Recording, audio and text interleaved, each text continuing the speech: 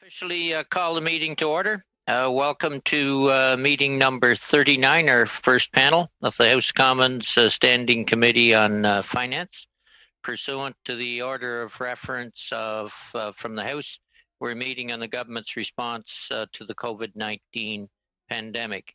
Today's meeting is taking place by video conference, and proceedings will be made available via the House of Commons website. I'd like to welcome our first witnesses on this panel, which are from the Office of the Auditor General, Karen Hogan. Congratulations, first of all, Karen. Welcome, Auditor General of Canada, and Andrew Hayes, Deputy Auditor General and Interim Commissioner of the Environment and Sustainable Development. So I believe, Ms. Hogan, you probably have an opening statement, and then we'll go to questions from there. But again, congratulations on taking on this, in these kind of times, fairly substantial responsibility. Welcome. Thank you. Je vous remercie, Monsieur le Président, de nous... Thank you, Mr. Chair, for having invited us to discuss the planned audit work of our office, including the work of the government's response to the COVID-19 pandemic. With me today is Andrew Hayes, Deputy Auditor General and Interim Commissioner of the Environment and Sustainable Development. My appointment as Auditor General of Canada was effective on June the 8th. I'm very pleased to make my first appearance before a parliamentary committee as the Auditor General of Canada, and I do look forward to supporting Parliament over the next 10 years. When the Interim Auditor General, Mr. Sylvain Ricard, appeared before this committee on May 12th, he discussed our audits of the government's Investing in Canada plan and the government's response to the COVID-19 pandemic.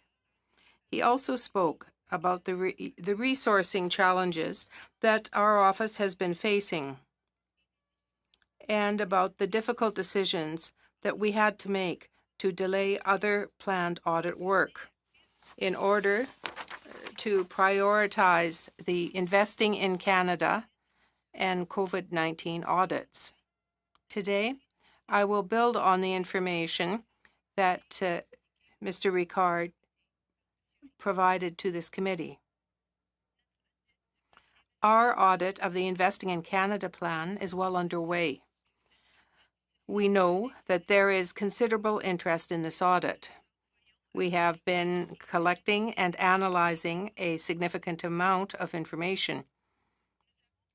We have also designed an audit approach that allows us to provide as much information as possible to Parliament about the government's implementation and monitoring activities, as well as the nature of the projects that have been funded under the plan.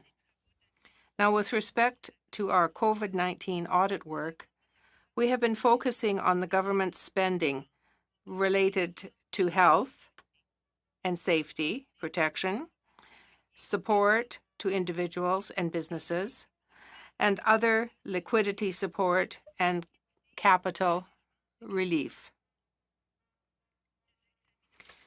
We are also considering elements of emergency preparedness and early response actions.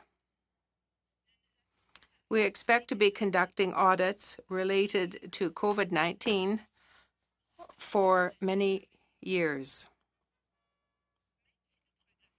Although our work is progressing, I think it is worth noting that physical distancing and remote working arrangements do present some challenges for our audits. We have seen that it takes more time and more effort to work through the audit processes and to access, receive, and exchange information. I would emphasize, however, that we have seen a willingness and a concerted effort on the part of those that we audit to work with us. We also know that there is important audit work that will have to be done at a later date. For example, information about the effectiveness of some programs and corrective actions that the government may take will only be available for audit in the future. For both the COVID-19 and the Investing in Canada audits, we are exploring ways to report our findings to Parliament as quickly as possible. At this point, it is likely that we will present specific audit reports to Parliament when they are completed, rather than to take the traditional approach of setting a date for presenting a collection of reports.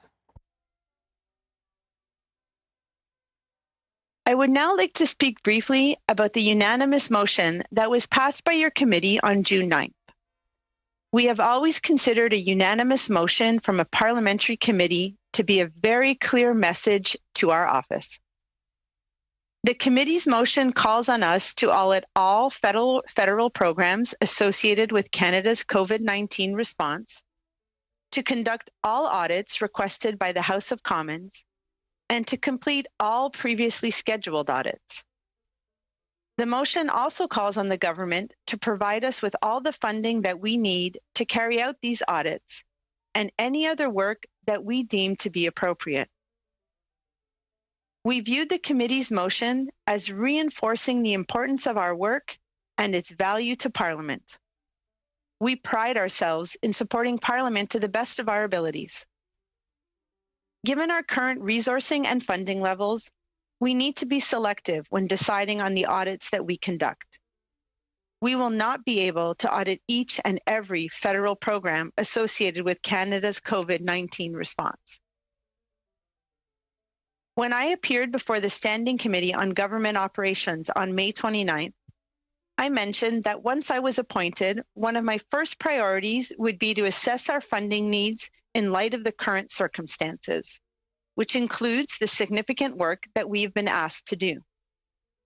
At this point, I do not have an updated number to share, but I am confident that we will ask for a budget increase that will be greater than the $10.8 million of additional funding that the office requested in 2019 and in 2020. That amount was based on assessments that were done in 2017, and a lot has changed since then. We are currently engaged in discussions with the Department of Finance Canada about our funding. We expect that those discussions will continue over the next few weeks. Although we still believe that an independent funding mechanism is the best long-term solution, we are committed to exploring solutions with senior public servants so that our current funding needs can be addressed as quickly as possible. If we encounter difficulties that cannot be overcome, we will be sure to inform Parliament. However, we are not sitting back and waiting. We have taken steps over the last week to maximize the performance of our audit work that we can do in the future. In particular, we launched a hiring process last Friday with the intention of significantly increasing the capacity of our performance audit practice. We know that it will take some time to hire and onboard the highly skilled people that we need to do the work that you have asked us to do. Obviously, we are taking some risks because we have not received a permanent funding increase. On the other hand, if we do not start the hiring processes, we will not have the people in place to do our work. We will keep Parliament informed about our work and the impact on our resources. Both Andrew and I would now be happy to answer any questions the committee may have. Thank you. Thank you very much, Ms. Hogan. And the question lineup for the first round will be first Mr. Polyev, then Ms. O'Connell, Mr. St. Marie, and Mr. Julian. Pierre, the floor is yours. We'll go with a 6-minute round initially. Thank you, Auditor General Hogan, and congratulations on your new role. For the Investing in Canada audit, were you planning to do a financial audit or a performance audit? So our intention is to do a performance audit.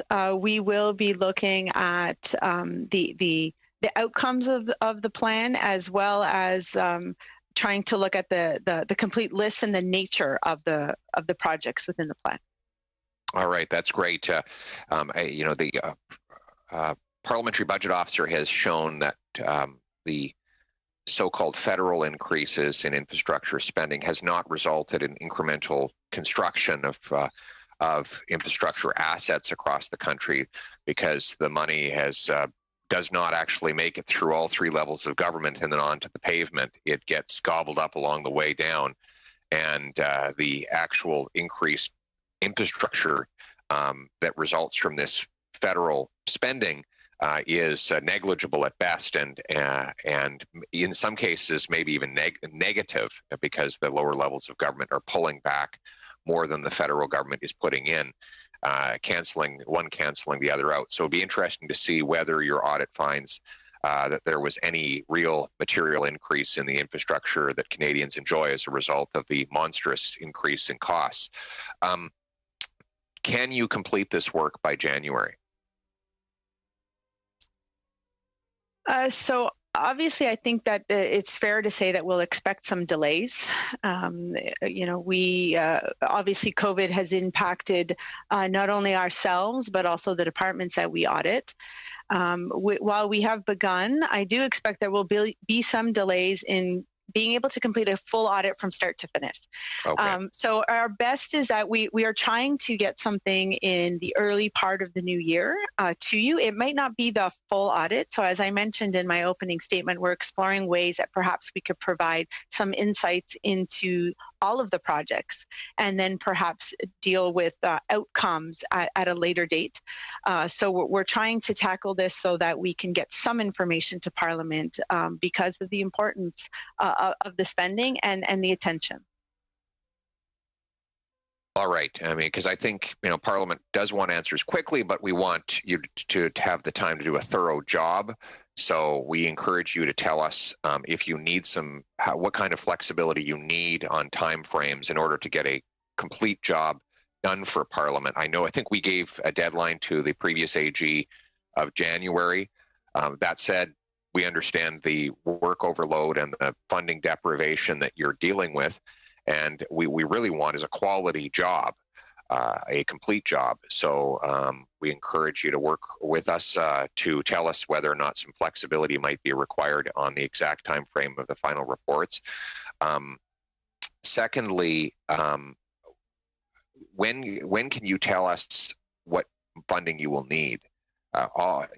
This committee has shown a desire to give you whatever you ask for, basically, which is a tremendous amount of trust. But can you get us a dollar figure soon so that we can push the government to deliver those dollars to your office? So thank you for the offer on flexibility. I appreciate that. As you can recall, most of our audits take about 12 to 18 months to complete, and so right. With the little delays with the pandemic, some flexibility is always greatly appreciated. But let me take that back and look at it. As far as it comes to funding, as I mentioned, today is probably day 11 since my nomination, and so we've been working hard over the last couple of weeks. Looking at the historical ask and then refreshing it and amending it for all that's happened since then. We're working closely with the Department of Finance. So I would imagine it would be a couple of weeks before we are giving them a new figure for our ask. And I really would like to see that process work its way through. While I think it's not a perfect process, it's the process that we have. And we'd like to work through that to see if we get the funding that we need. And as I mentioned, if we feel that we have some issues in the fall, we'll gladly come back to Parliament and let you know if we're run into any roadblocks on that front. Excellent. Thank you very much. The final point I would make is that right now, 10 years ago, we had the Auditor General doing 28 audits per year. Now we have the Auditor General doing approximately 14 audits per year. 10 years ago, the budget for the Government of Canada was about $250 billion. Today, it's over $500 billion. In other words, spending has doubled. The number of audits has gone down by half. But mathematically, that means we're getting a quarter of the accountability we were 10 years ago. And the previous Auditor General never accused the then government of, Mr. Ferguson, of having shortchanged his budget. So this is really unprecedented, and I'm hoping that the government will correct the shortfall that it has created, and you will have Finance Committee as an ally in pushing the government to do that. Do I have any more time left, Chair? We got a fair bit of time this session, so if you got a final question, go ahead. Okay, and then let's move on to the COVID response audit. What is your sense of the areas that you would focus on? You said you can't audit all of the COVID programs because it's just too vast. Is there a specific area on which you would like to focus your office's attention? So we're almost at a point where I believe we could publish a list of topics that we're considering looking at. The way we've sort of tackled the broad spectrum of what we are planning and have started to look at personal protective equipment, at Canada's food supply. And I'm just trying to find the third one that I listed. I'm sure, Mr. Hayes, maybe you'll remember the third one. We were just talking about it this morning. Andrew? Yes, indeed. So the spending and design of the CERB, the CERB, is the other main area that I think we were going to mention. Thank you, Andrew. It came to mind just as you mentioned it. Yeah. Yeah, that's a big one. Yes, okay. Obviously. With that, we'll move on. Thank you all to Ms. O'Connell. Jennifer? Thank you so much, Mr. Chair and Auditor General Hogan. Congratulations. I'm really excited to meet you and to be here. Prior to getting into my questions for you specifically, just for some context, and I'm so glad Mr. Polyev went down memory lane, because I was reading this morning the opening statements from the interim Auditor General, Sylvain Ricard, at when he appeared before the Public Accounts Committee. And it outlined, actually, for me, why conservative cuts continue to hurt our democracy and accountability in this country. And in those statements, it talked about that Mr. Polyev brought up about the reduced number of audits that are happening currently. But even though we increased the budget in vote one, it actually, a lot of that money went to fund the underfunded staffing and technology, the technology that was needed that was cut from 2014-15, including payroll and Phoenix, another, conservative scandal that has set us back many, many years. But that I think I read in here in his comments that it would be something like a third of new funding was still going to pay back essentially the staff that had to be cut in 2014-15, or you didn't cut the staff, but you couldn't afford to pay them based on the conservative cuts. And so I bring this context up not to put you, Auditor General, in a political position to comment on that, but these seem to be the facts that are out, that were spoken to public accounts, and the fact that a lot of the existing, this isn't even COVID-related expenses, are actually due to those previous significant cuts, years of the inability to get the expertise as well as the technology that's been needed for these more complex audits couldn't be done, and we fell behind. And now a lot of the funding increases or bringing those levels back up really just went back to playing catch up because the Conservatives decided that accountability wasn't important during their mandate. So what brings us to today, and my questions for you, Auditor General, is moving forward, because I fundamentally believe in an independent, accountable Auditor General for all governments.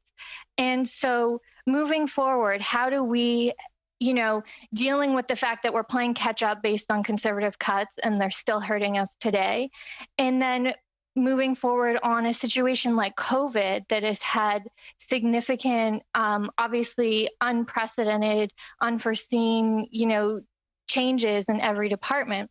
And I know that some of the recommendations for moving forward on funding was an automatic annual adjustment, and so based on expenses. So my question is really around if that was the process moving forward, notwithstanding the increase to kind of catch up that I understand you're making and will be clear, but moving forward, if an automatic annual adjustment was made and a situation like COVID comes up, wouldn't that just blow the budget in terms of expenses and put us in this exact same position of, how do you continue the regular operating work of the Auditor General's office and take into account these, unforeseen, unprecedented studies and the function of your office? So it's more of a moving forward, what is the best mechanism, that COVID is now teaching us in terms of being able to be flexible and to keep on the regular work in addition to some of these unforeseen things that your office can then, provide the service to Canadians. Ms. Hogan. So I think some of what we've learned from the past cuts and maybe what COVID is sort of teaching us. So back in 2016 or so, we did voluntarily, obviously, when the entire government went through a reduction in their budgets, voluntarily did what we felt was the right thing to do as Canadians, and also looked at ourselves and took some cuts. Since then, there has been new mandates given to us, as you mentioned, that were not funded. And so whenever we were faced with that, we had to make difficult difficult decisions that it required us to divert some money that would have been invested in IT in order to deal with some of the financial work, mostly, that we received without funding, as well as an expansion of our mandate on the review of sustainable development plans. If we fast forward now to what we've learned from COVID, is that while that was a place that made sense at the time to slow down our investment, I think everyone across the country is realizing that reliance on IT is something that is absolutely important. And so, a good part of our funding request will include helping us deal with that IT gap that we have. Now, going forward, what might a funding mechanism look like? There are many options out there. There are other countries that do have independent funding mechanisms. As you mentioned, adjusting to expenditures is one way. Some of the difficulty with that is that it's not predictable and could ebb and flow. And when an audit office like ours requires so heavily on our human capital, it takes time to hire and attract and retain those people, that you can't just hire them and let them go. And so we do need some form of stable, predictable funding. When we do put in a new funding request to the Department of Finance, we will as well include in there an idea and a recommendation on our front at what might be a possible funding mechanism. And hopefully we then can open up the dialogue on a more long-term solution. So I see our funding request sort of getting us to the 3 to 5 years, and then hopefully we can look at a more long-term solution for the back end of my mandate, but as well for the office going forward into the future. Thank you. Very quick one, Jennifer. Thank you. And I really appreciate that, and I'll look forward to that analysis. So I guess, do you, and maybe this is yet to come, but do you have somewhat of an idea of how far behind we are on technology? When we looked at some of the cuts in CRA, for example, we've had to invest in phone lines, let alone anything else, and that was pre-COVID. So how far are we getting caught up and then moving forward into the post-COVID, recognizing how important technology is. So if you could give us some understanding of the technology shortfalls. So I don't know if I could put a year on it, 3 years, 5 years. I have no clue. I don't think I could put a year on that. I think what's important to note is when it comes to technology, it's growing exponentially. And we're seeing that in the financial audit world and in the performance audit world, that reliance on IT systems, being able to tackle large amounts of data. All of those are very important going forward. Disruptive technology is creating so many opportunities. And so, like every other federal organization, we have some legacy systems. We've started to take some measures to replace them. Not only do we need to worry about that and worry about our IT security, but we also have to worry about upskilling our folks. So it's not just technological gaps that we have, but it's also the time and the space to train our people to be comfortable to be able to use those matters. So it is really hard to tell you a time frame, but it's more than just technological. I think I want to leave you with that. Okay, thank you. I'll turning to Mr. Gabriel, to Mr. St. Marie. He'll be followed by Mr. Julian. Gabriel? Oui, merci, Monsieur Easter. Donc, Madame Hogan, Monsieur. Thank you. Congratulations, Ms. Hogan, on your appointment, and thank you to both of you, Mr. Hayes, as well, for being here today. If I understood what your predecessor said and what you are saying again today is that the issue of financing at your office is important to follow up on different measures. On vous a demandé de bien faire le suivi des mesures que le gouvernement. You've been asked to follow up and to look at the measures that the government has adopted with respect to its response to COVID. There are other programs, of course, that had existed, like Phoenix and so on. Are you going to put those performance audits aside and just focus on the COVID, or are you going to be able to meet the needs of all the other programs that were being reviewed? We did have audits that were in progress when we received our request to look at investing in Canada and the COVID response. We instead of bringing them in 2020, what was underway would be brought in 2021. But indeed, there were audits that had to be cancelled. We're not yet able to predict when we will be able to table them. That's why we have undertaken a hiring process last Friday to be better able to increase our ability to do the work, our capacity. And we want to know that we have the staff ready, the auditors ready, so that we will be able to move on other audits. Now, with respect to Phoenix, particularly, yes, we did do a chapter of the performance audit. But each year during these performance audits for the Government of Canada, we do have a follow-up on a yearly basis. And we can mention what we found, the error rate in the reports as soon as they are tabled by public accounts in the House of Commons. So in all those reports, you will be able to follow what was done in terms of Phoenix. There is a continuum. You'll be able to look at the officials, their salaries, and so on. That's very important in a review. That's very reassuring. Thank you for your answer. I now would like to ask Mr. Hayes a question.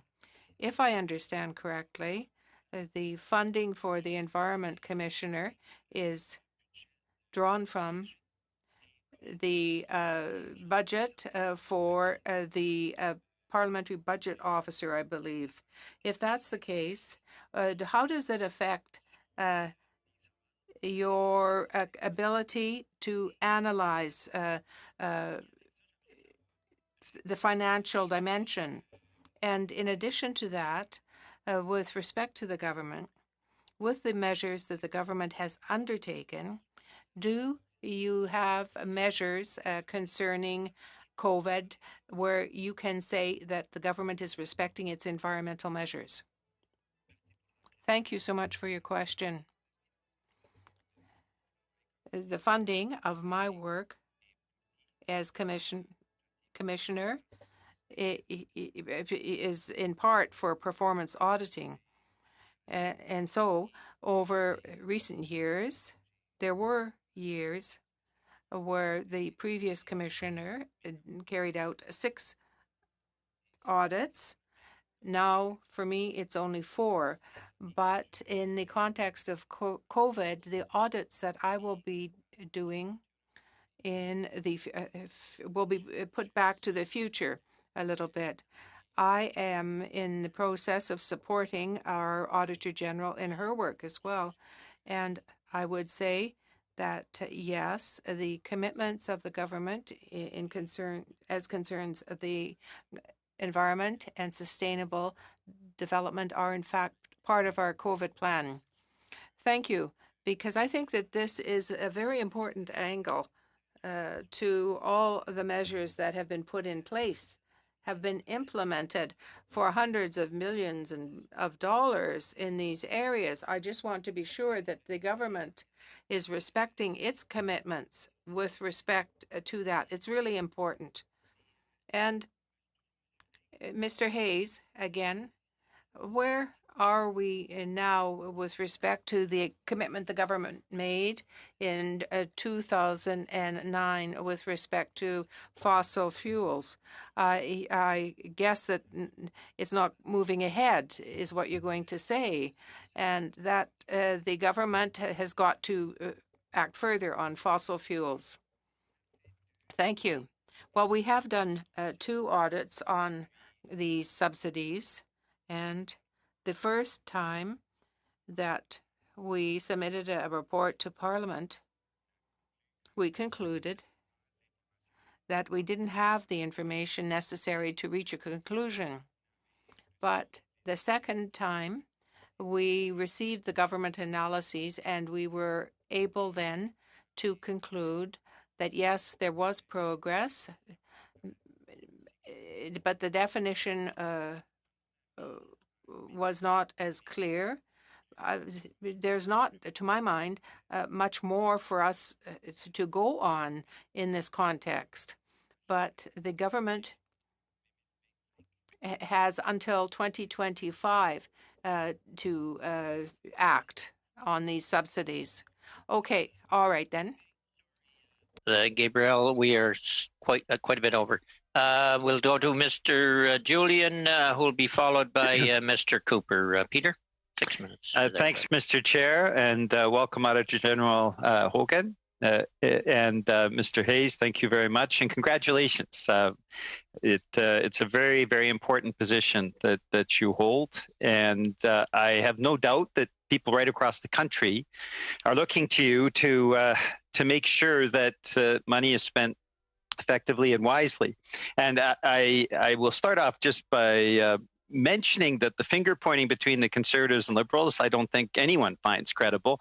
The reality is, as we all know, we look at constant dollars, it is only under minority parliaments that the Auditor General's department has actually been adequately financed. And at the moment the Harper Conservatives became a majority government, they started slashing, and the current government has continued that practice, a massive slash from a decade ago that has made it very, very difficult to actually have the Auditor General do the important work on behalf of Canadians.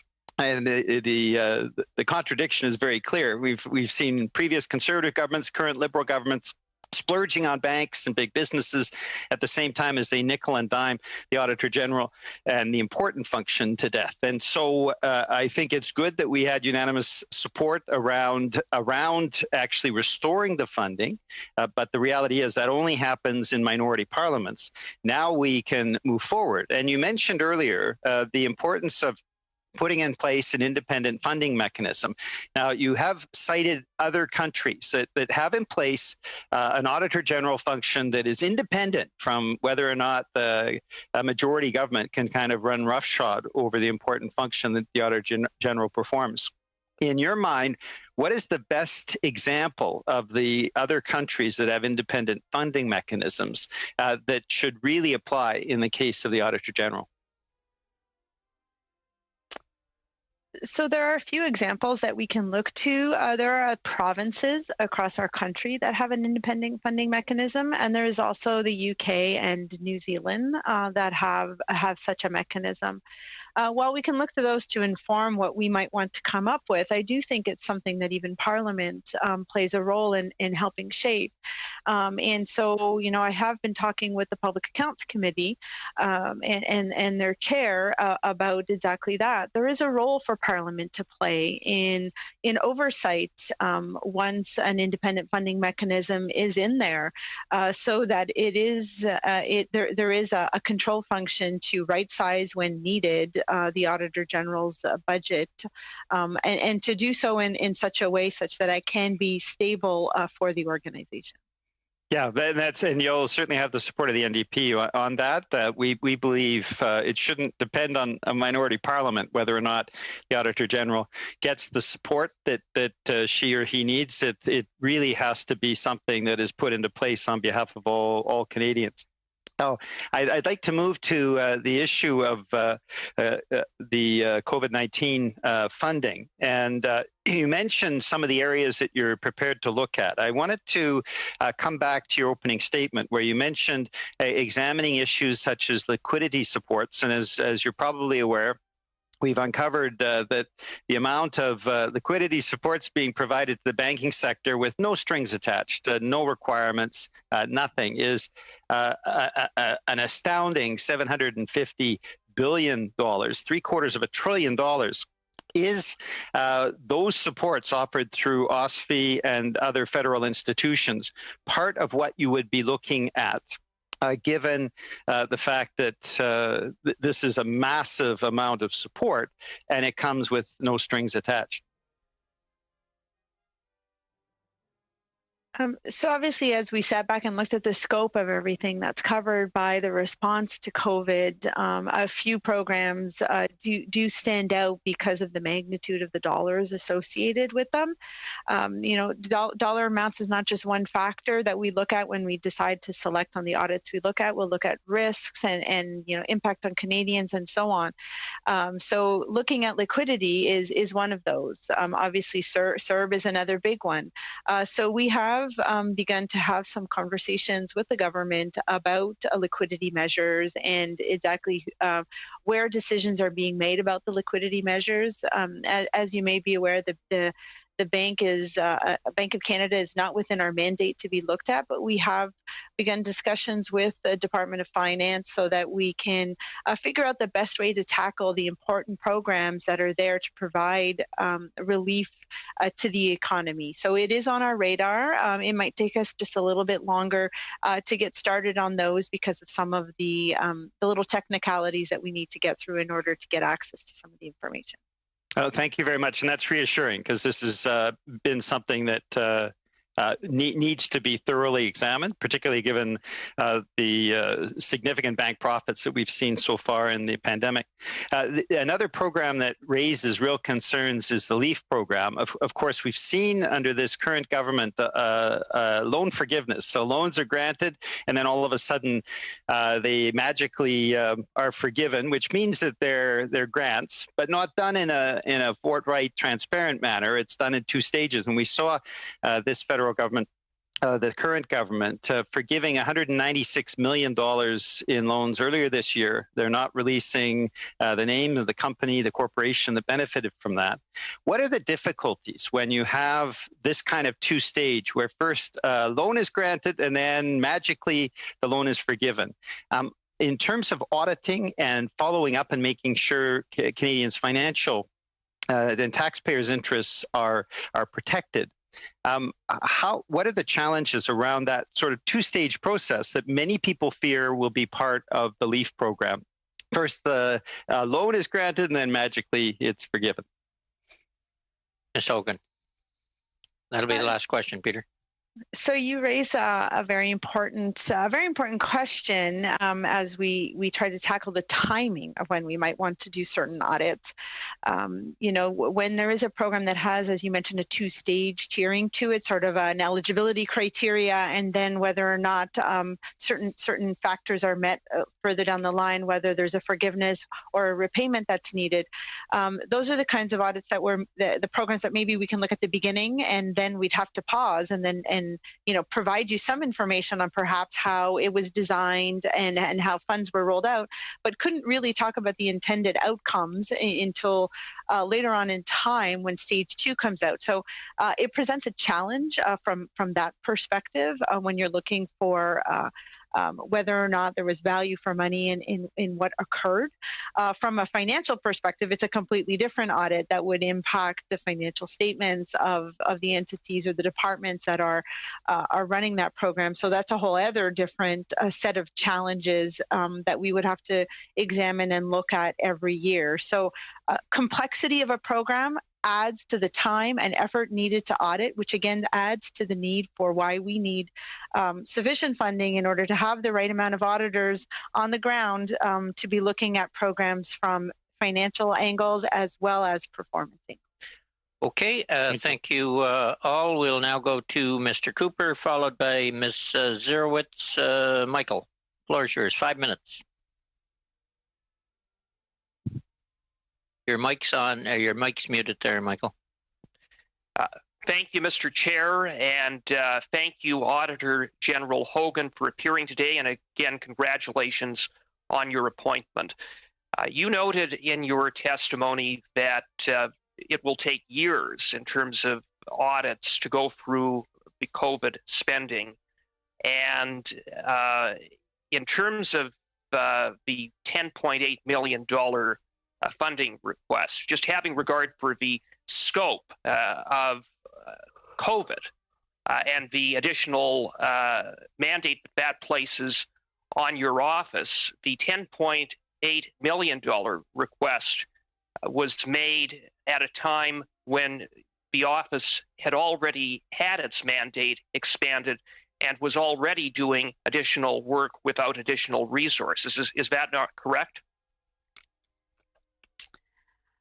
You are correct. Back in 2017, there was an initial request made by Mr. Ferguson. Some funds were received in 2018. It was about a third of what was requested. And then the $10.8 million was a part of the second tranche that Mr. Ferguson had been looking for. But as you mentioned, it was that was following some mandates that we received that were unfunded. Since then, there have been additional mandates added. Then there's the 3 orders from the House related to investing in Canada, special warrants, and COVID-19.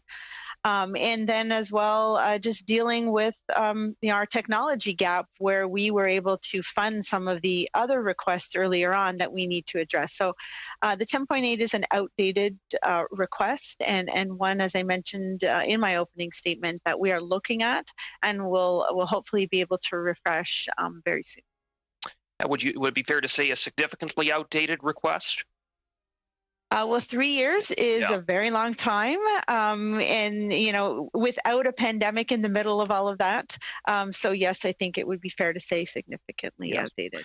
Well, and as the interim Auditor General Ricard stated when he last appeared before our committee, he noted that, quote, the COVID situation simply demonstrated times 10, if I can say it that way, the struggle we were living.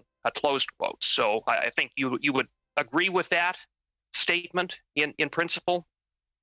I would absolutely agree with that statement. I think many organizations are seeing some of the areas that maybe they would have not treated so well as being amplified throughout COVID-19, especially when it comes to the reliance on technology, the ability to connect and interact virtually with individuals that we audit. So yes, it is definitely magnifying some of our issues.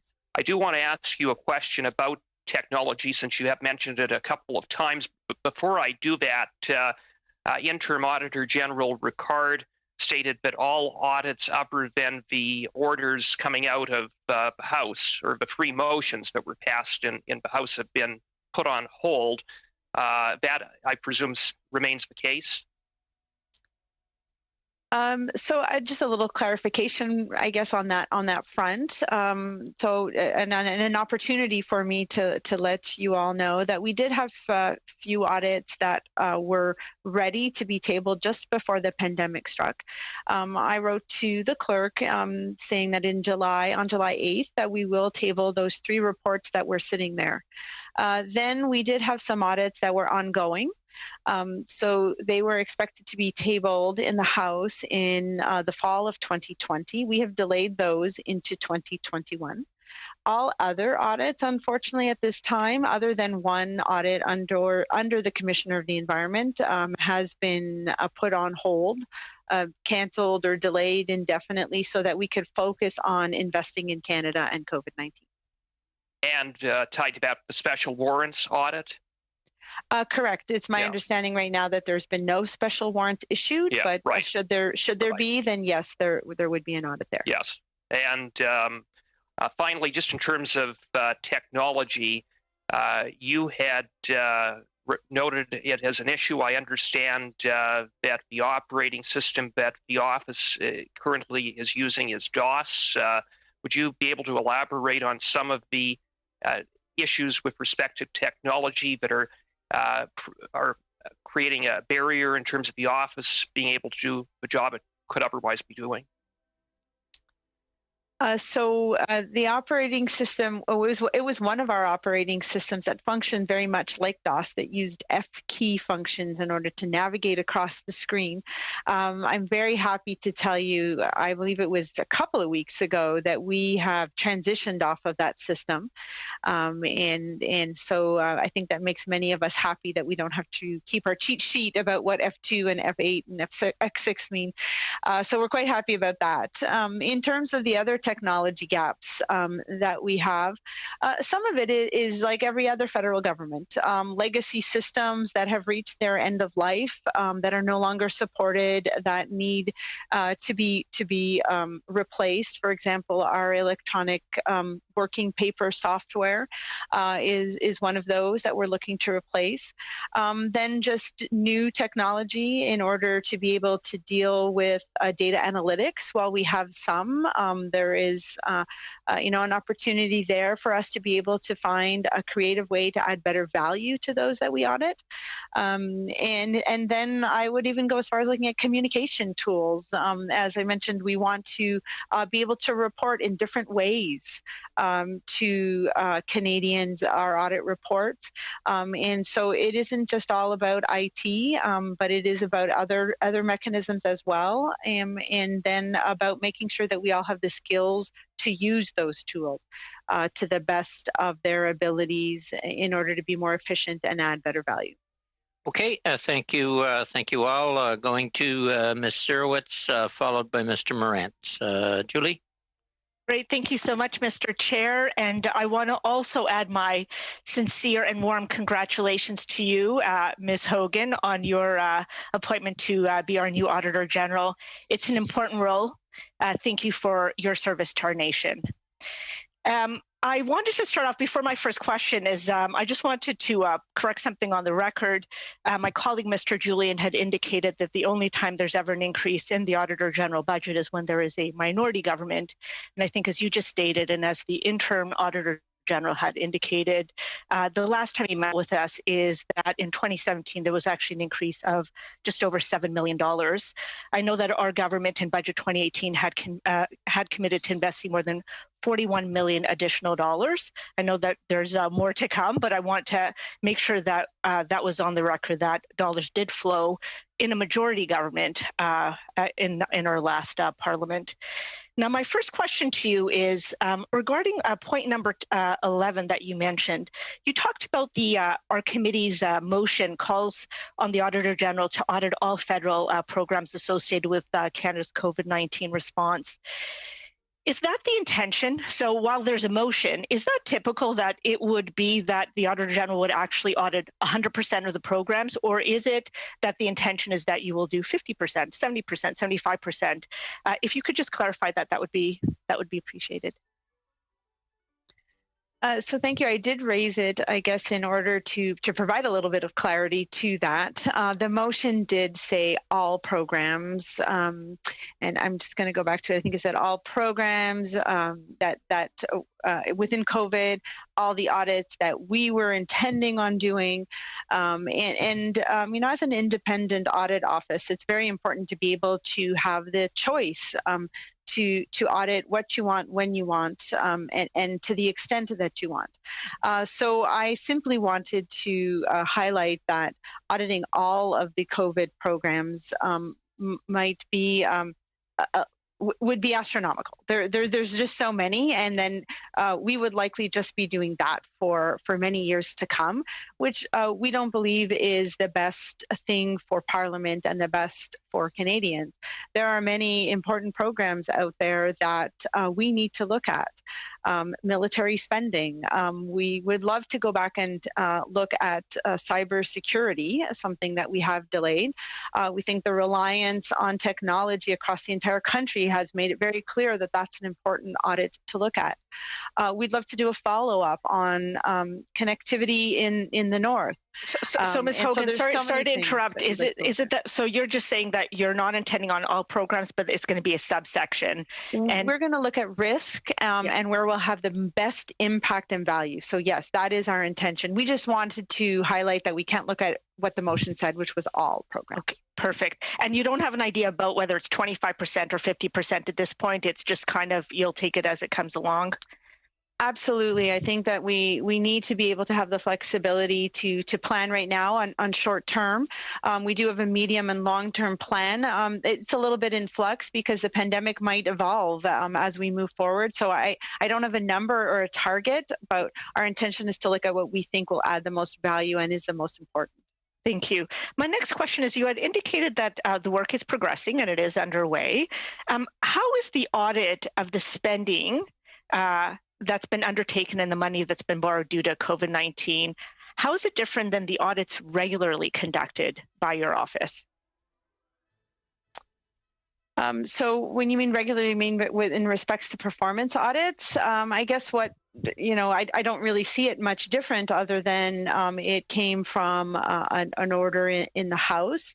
It might be somewhat different in that some programs that we focus on are really within one department. This has got a much more horizontal impact across many departments who might have a role in either establishing a program or rolling it out.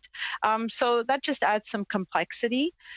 Some of the programs might be structured in a very different way, where we might see lots of controls before money flows, and because of the response in an emergency time, that's usually where you try to get funds out quicker so that your controls then show up a little bit later on in the process. So what we would call as auditors preventative controls or detective controls. So it just changes the approach that you might take or the way you might look at a program if there are preventative versus detective controls. But other than that, it doesn't really change what we're looking at. We still have to gain a great understanding of the program, and we'll look at the outcomes and how it might have been established. Very quick question. Thank you. And I do have one more. I know we've been talking a little bit about technology and how far behind, how ahead we are. Is there a sharing of best practices around the world in terms of similar countries or G7 countries around how to maybe be conducting these audits around COVID-19 or around where technology needs to be at? Oh, thank you very much for that question. We have been engaged with our fellow Supreme Audit Institutes across the world and within the country. I believe we have had a great conversation and several conversations and continuing ones with the Australian Audit Office, as well as the provincial Auditor General offices. So it is something that we regularly do, and that we do much more regularly now in the context of COVID, so that we can benefit from best practices. When it comes to technology, every office is very different. Some of the provincial offices, for example, have 25 individuals in them. So their capacity and their technology needs are very different from what ours might be. Thank you. Okay, thank you all. Then turning to Mr. Morantz, who will be followed by Mr. Sabero. Marty? Thank you, and I'll offer my congratulations as well, Ms. Hogan. That's a wonderful opportunity, and I'm sure you'll look forward to your service. I want to get clarification on a couple of things. On your websites, firstly, you said earlier in your comments that all audits have essentially been canceled other than the ones that you described. On the website, though, it talks about international obligations. For example, your office, as I understand it, audits the International Labour Organization and UNESCO. Are those audits also postponed or canceled? I think that comes through your enrollment or membership in Intosay. So the audits that you're referring to for Interpol and UNESCO are audits that are done on a cost recovery basis. They are the annual financial audits for those organizations. They are audits that we undertook after consultation with Global Affairs Canada many years ago. It is part of a strategy in order to ensure that the Auditor General of Canada has a presence in standard setting as well as in the international accounting community. So no, those audits have not been deferred because they are the annual financial audits. Audits similar to the audits of Crown corporations and the Government of Canada, as well as the 3 territorial governments. Those are mandated in legislation to occur annually, and we are honoring all of those commitments. It is unfortunately our discretionary work, which is the performance audit work, that is seeing the delays. Okay, I just appreciate the clarification. I just wanted to check on that. A few days ago, Commissioner Maynard said that there were difficulties with some of the ATIP units, and I know I believe you rely on ATIP to get some, I'm not sure if it's all or some of your information. Have you had any difficulties getting the information that you need? I know the Parliamentary Budget Officer has been struggling to get information on ISIP, and I'm just wondering if you're having similar issues. So I will ask maybe Andrew to pipe in here if I misspeak or if I miss something, but we do not rely on the access to information legislation in order to obtain our information. We obtain our information through the Auditor General's Act. When we do run into issues, we work very hard with the departments in order to work those out. And on occasions, we have had to involve Parliament or PCO to help us sort those out. To my knowledge, we don't have any of those issues right now, but maybe I'll just turn to Andrew to see if he maybe wants to amend that or add to it. I might just add a few comments to that. In terms of delays in accessing information, I would say right now, the biggest obstacle for us is with respect to secret information, as that information can't be transferred over the normal network. So in some cases, both on the part of the department and on our part, we need to have people on the ground dealing with paper. That's, I would say, the most challenging right now. And in terms of cabinet confidences, as Karen was saying, we did have the support of Parliament to get an order in council that expanded our access to cabinet confidences, and we haven't encountered any problems with accessing cabinet confidences. I'll just say that the same challenges with secret documents exist there. So we do experience delays in getting that information right now. Okay, thank you. And Ms. Hogan, you said earlier that you're planning on examining the CERB, at least as one of the emergency programs. I'm not sure if you'd plan to examine any of the others, but just because you mentioned that one, I'm wondering if you have any specific concerns. Why is that the one that you want to have a look at?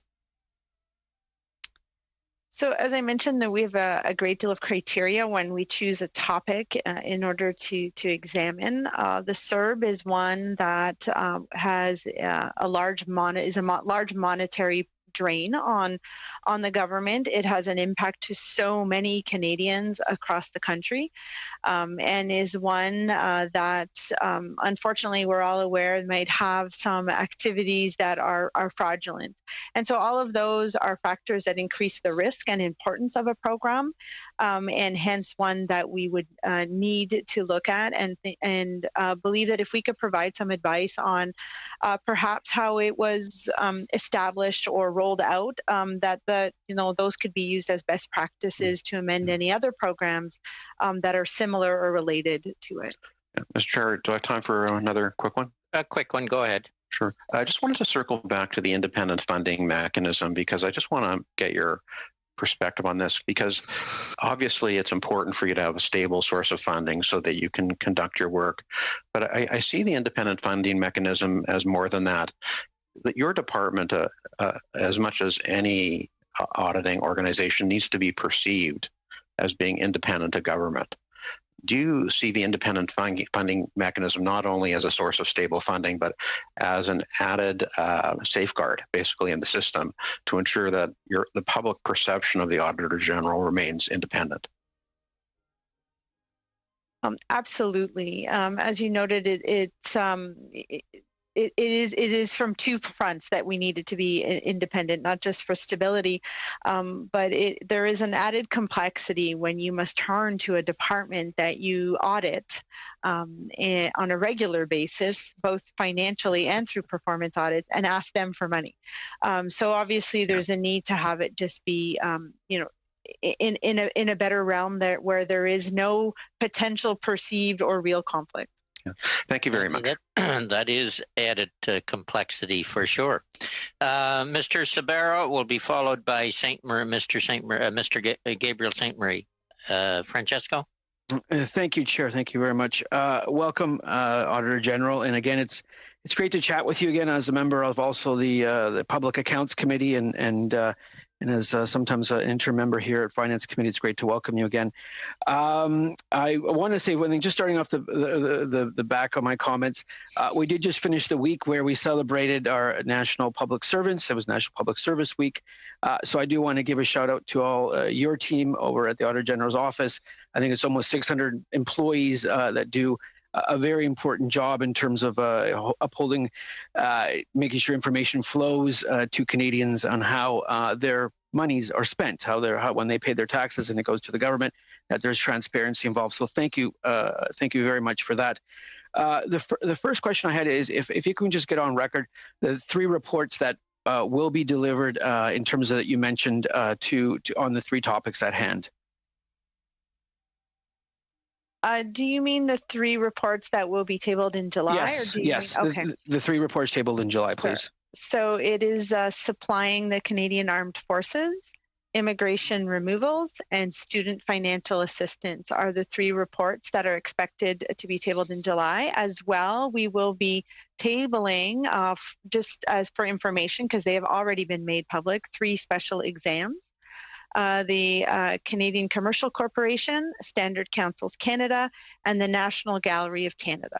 Those 3 special exams will also be made public. Okay, thank you very much for that work, and we obviously look forward to receiving those reports in due time. One of the things we spoke about on the Public Accounts Committee, which I thought was great in terms of relation. First of all, obviously you worked with former Auditor Generals Mr. Ferguson and obviously Sheila Fraser, both people that many people have look up to. So I welcome that. But obviously was your relationship in terms of your past history as both being an auditor and a person responsible for preparing financial statements. At the same time, you recognized that the Auditor General's office may have to go a period of digitization, if I remember that correctly, your comments there. In thinking about how COVID-19 has impacted, what are your thoughts on being able to proceed with some change management in terms of digitization digitization, and also fulfilling the requirements in terms of the more onerous work schedule that may face the Auditor General's office. So what COVID's taught all of us is that both parties need to be willing to move into the digital age and be able to work across a medium that's very different than just sitting in a boardroom together and exchanging paper. So it isn't just about the auditors, but it's also about the departments and the crowns and the corporations that we audit, trying to having the same goal and wanting to be on the same path when it comes to moving in that direction. We're definitely seeing that there were quite a few hiccups at the beginning of all of this. We were able to deliver on many financial audits for Crown corporations that were ongoing at the time when everyone hunkered down into their homes. So we saw some delays.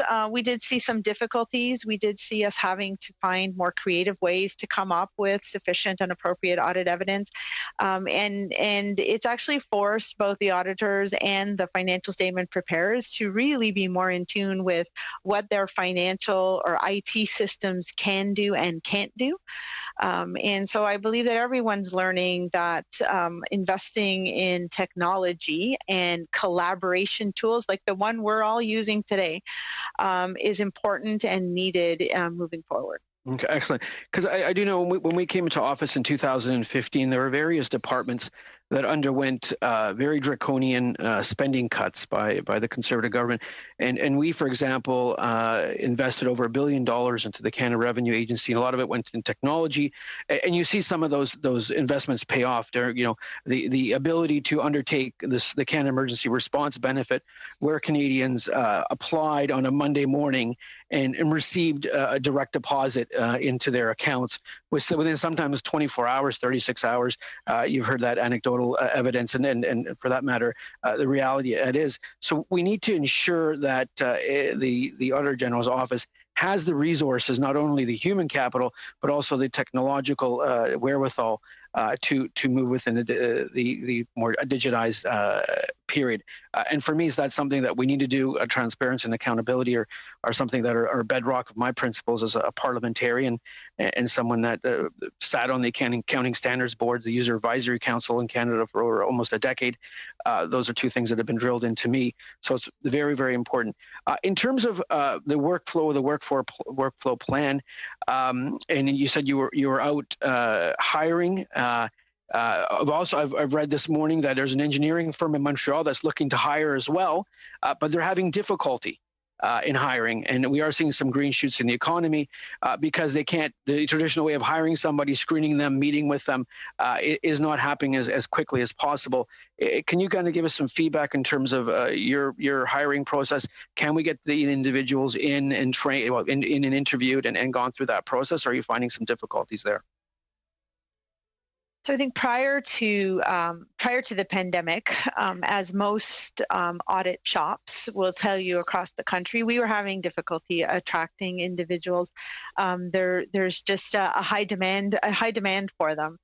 In this context, we just launched our process on Friday in order to increase significantly our performance audit practice, some of our HR group, in order to be able to onboard all of the onboard all of these individuals, and we're still working through the mechanics of what that might look like, but we know that it's absolutely going to be a virtual forum, a virtual interview.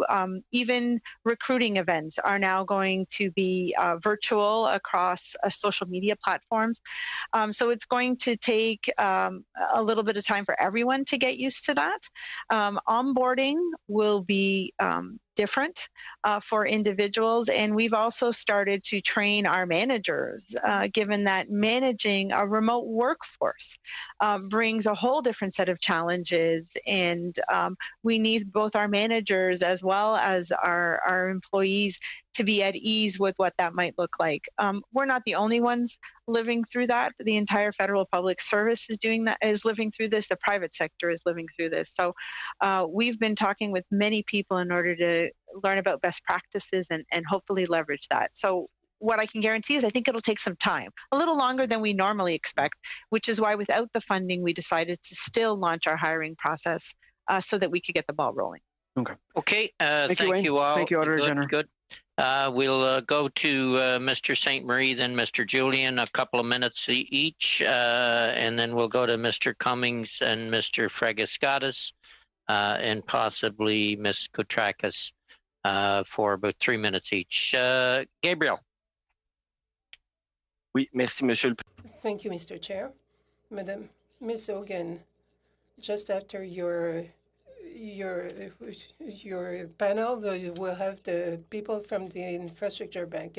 You're examining now Investing for Canada, which is an infrastructure group which has its problem, and then the money is not flowing fast enough. Do you have the mandate to study to see what the Infrastructure Bank is doing? And with this, do you fear that the information will be harder to get on the success or failures of the program of infrastructure that is given to someone out of the federal system? Yes, we have the mandate to audit the CIB in 2 ways. We just finished the 3rd financial audit of this bank. I don't think that the financial statements of the last year are published, but we have signed the part of the auditor a few days ago, and we also have the mandate to audit the performance, which goes through this entity.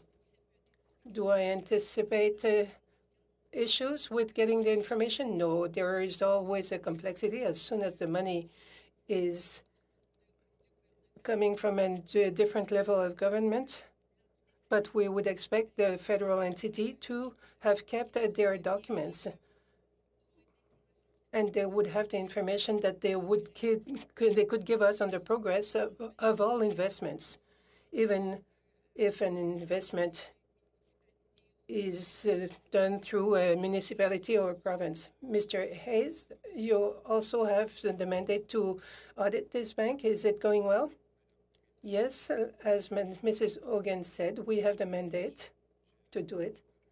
I can add that this bank has a mandate for which we didn't get additional financing. Thank you. We'll have to go. Nous allons maintenant entendre Monsieur Julian. Quelques minutes, Peter. Thanks very much, Mr. Chair. And just a brief comment, replying to Ms. Zerwitz, the Library of Parliament information that we've received in terms of funding clearly shows that the peak for funding for the Auditor General was 2011, minority government just going into a majority government, 95 million.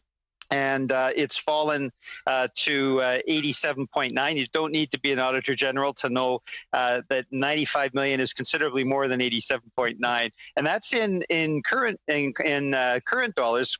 Constant dollars, the difference between what the Auditor General should be getting and what it's getting is even greater. So again, Liberals and Conservatives finger pointing, they've both been awful, and they both should be ashamed of themselves. But a minority parliament will restore the appropriate funding, and hopefully Ms. Hogan will also be able to get that independent funding mechanism. That's vitally important. I have a couple of questions for Mr. Hayes and one for you, Ms. Hogan. The issue of the infrastructure bank, I assume, will include what has been flagged by a number of people, the executive bonuses that have been part of the infrastructure bank and the massive staff turnover. So that's my question to you. And to Mr. Hayes, in terms of the Commissioner of the Environment, when will a permanent person be chosen?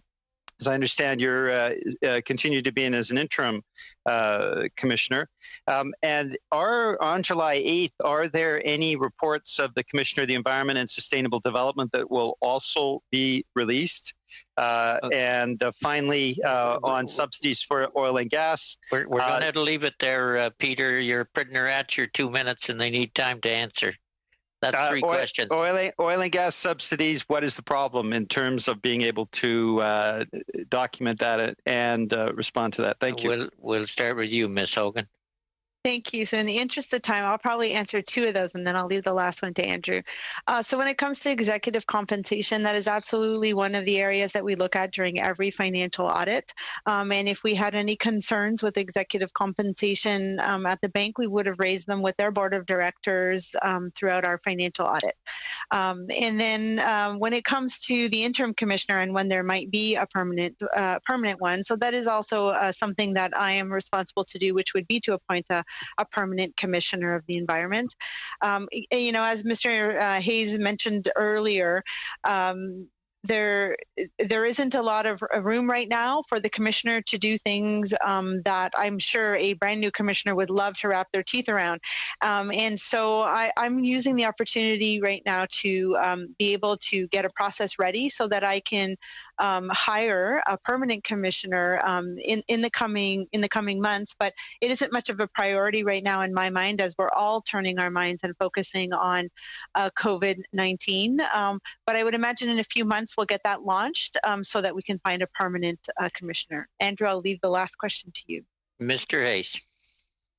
Okay, thank you. In terms of the upcoming reports, we do have a report that was scheduled to be tabled in May of this year that will be presented in the fall on transportation of dangerous goods, and that will come along with my annual obligations of presenting my findings on sustainable development plans and petitions. And in terms of fossil fuel subsidies, I would guess in terms of where your question was going, the challenge is to identify a definition, a clear definition on what is an inefficient fossil fuel subsidy in the context of Canada's national circumstances. Thank you. Thank you all. We'll go to Mr. Cumming, followed by Mr. Fragiskatis. James. Thank you, Mr. Chair, and thank you, Ms. Hogan, and congratulations. Look forward to working with you on this committee, and all the best in your new role. You had testified at Public Accounts, and I think the number that you said is roughly 575 employees with the Auditor General. Can you tell us today how many of those are auditors, and what's the split between performance and financial audits? And is there plans to change that balance given the scope of the audits that you've got underway? All right, so I'm going to give you what's in my mind, and then I'm going to hope that Andrew can confirm and not dispel it. I would hate for a lawyer to tell me, the accountant, that I got the numbers wrong, but we'll try. So from a financial auditor's perspective, our practice there has about 220 individuals out of our 575. And in the performance audit practice, I believe we're about 120. Individuals. The rest would then be our HR, IT, and all our support services. We do also have some support from a technical aspect that supports both financial and performance audit for methodology and changes in standards. So those would not be included in those numbers, but are very much needed in order to support an audit practice. Andrew, did I get those numbers right? He's nodding yes. There we go. Well, you successfully passed that test from Andrew's position. You talk about technology, and I used to be involved with the public accounting practice, and one of the drivers for them was the implementation of technology to improve productivity. So to keep their staff counts stable or even down and be able to deliver more audits and more performance. Is that sort of your philosophy going forward, to try and update from a technology standpoint so that you can produce more, maybe with AI, maybe with analytics? Can you give us a little bit of your thought process with the improvements in that area?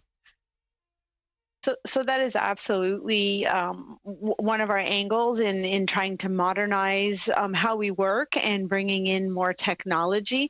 It comes with the understanding, at least in my experience, that a new technology project, a new IT system, whatever links it to IT, there is a period where you need to sort of increase your workforce in order to deal with bringing that on board, with training individuals, investing in understanding the tools, working with the entities you audit in order to get the data, get quality data in order to be able to use in these systems. And then after a couple of years, you start to see the efficiencies of making that investment over the long term. You know, IT as well, and as you mentioned, data analytics and artificial intelligence doesn't only bring about efficiencies, but also brings about better analysis and better value and better focus on outcomes. And so we're hoping that we'll see both efficiency and better recommendations and advice to the departments and the crowns that we audit. Okay, thank you. We'll have to go on to Mr. Fragascatis, and then we'll have time for one question if Mr. Polyev wants one, and one from Ms. Koutrakis. Peter. Thank you, Mr. Chair. Congratulations, Auditor General, on your appointment, and Mr. Hayes, it's nice to see you again. Auditor General, in your, I'm not sure if it was your opening or in response to a question. Either way, you said that you were interested in taking a look at PPE and the experience that we've had in Canada in terms of purchasing over the past few months. And you mentioned the CERB. There was one other area. Can you just remind me, if you don't mind? Yeah, so obviously with the overall preparedness of pandemic, but the other specific area would have been at Canada's food supply. Thank you very much for that. What, in evaluating, as you wish to do, each of these areas, what sort of issues are you particularly interested in examining? That's probably a harder one to tackle. I think each of them brings about a unique angle that we would need to look at. But as with any audit that we might approach, we will obviously look at the design of the audit, controls around it, whether or not it was rolled out and that individuals knew what the objective and outcomes were, and did they have a way to measure that they're actually achieving them. We'd like to see departments doing a self-assessment and correcting as they go. I think one of the unique things about auditing a program in response to an emergency, as this pandemic is that initially you might start a program with an intended objective because you believe it's very short term and quick.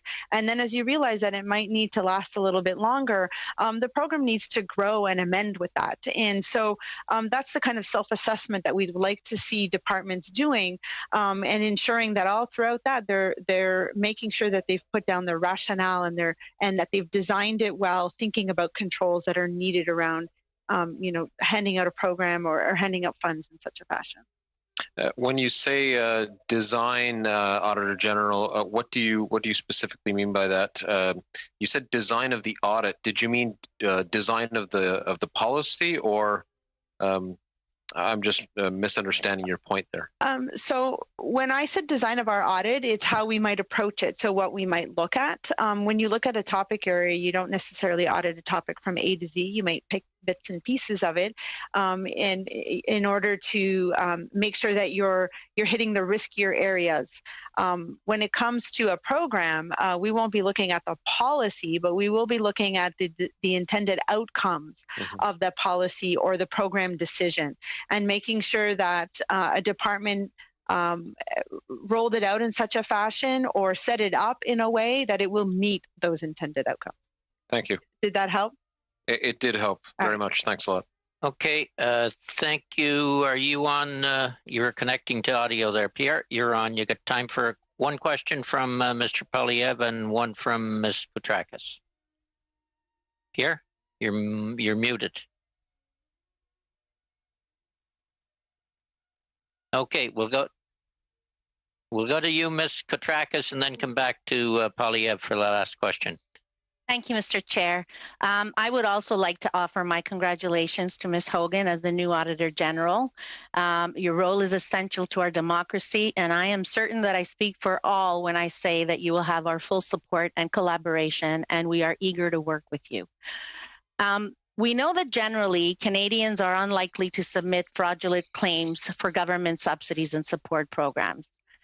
That being said, we must also be prepared for the reality that some people will try to take advantage of federal COVID-19 support programs through fraud.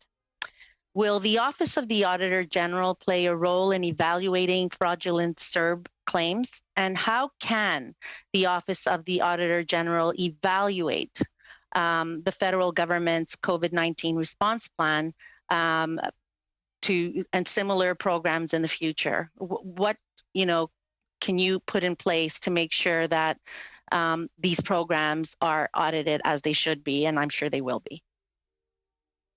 Ms. Hogan. So when it comes to any program that is set up in the context of response in these times, obviously decisions are made quickly, and decisions are and maybe processes didn't follow the traditional processes that normally would have occurred when a new program is rolled out. Unfortunately, there are individuals who will take advantage of that, as you mentioned, and there could be fraudulent claims that are made. So yes, when as an auditor, when you know that there is an increased likelihood or an inherent likelihood that there would be fraud in a program or something that you are auditing, you will design your audit to look for that. In the case of CERB, this is one where we'll be able to probably focus in on the design and controls in sort of maybe a first short-term quick audit, so that we can provide some best practices for future programs in order to be able to look at whether or not there was fraud, which we have intentions of targeting.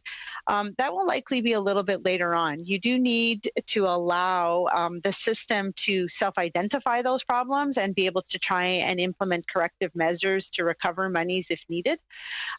So while you might not see it in the short term, it is something that we intend to look at. So any audit is always approached with making that assessment about, is there an inherent risk here that might alter or amend the kinds of procedures that we plan on doing. Okay, with that, we will have to call it quits and go to our next panel. Just to remind members, at the start of the next meeting, we will deal with a motion for committee on the budget for COVID-19. We have to get that done. And on behalf of the committee, Ms. Hogan, Mr. Hayes, we sincerely want to thank you for appearing. We know this is the second time we've had the Auditor General before us, two different individuals, but second time we've had the Auditor General before us in a few short weeks. And I do want to say that, I know economic papers aren't always the most fun to read, if I could put it that way, but I do highly recommend that people read the Auditor General's reports, because whether it's a department, an agency, a project, you do such a wonderful job of explaining the background so that you can understand what was intended here in the policy approach or whatever, and then get into your results more or less in terms of the audit. So I want to congratulate you on that as a department over the years. I've seen many of them in 26 years, but I do find them a real education in areas that may not be your expertise. So with that, thank you again, and wish you both the best and your whole department and staff going forward to do your work as we look back on these interesting but difficult times. Thank you. Thank you. With that, we will suspend for about 2 minutes and come back to the next panel with the next witness. So meeting suspended.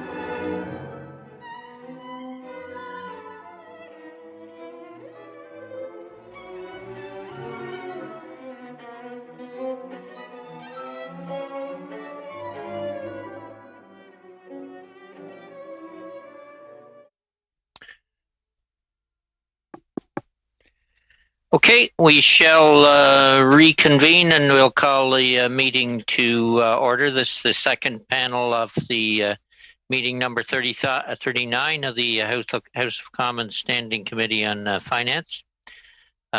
Pursuant to the order of reference from the House, we're meeting on the government's response to the COVID-19 pandemic.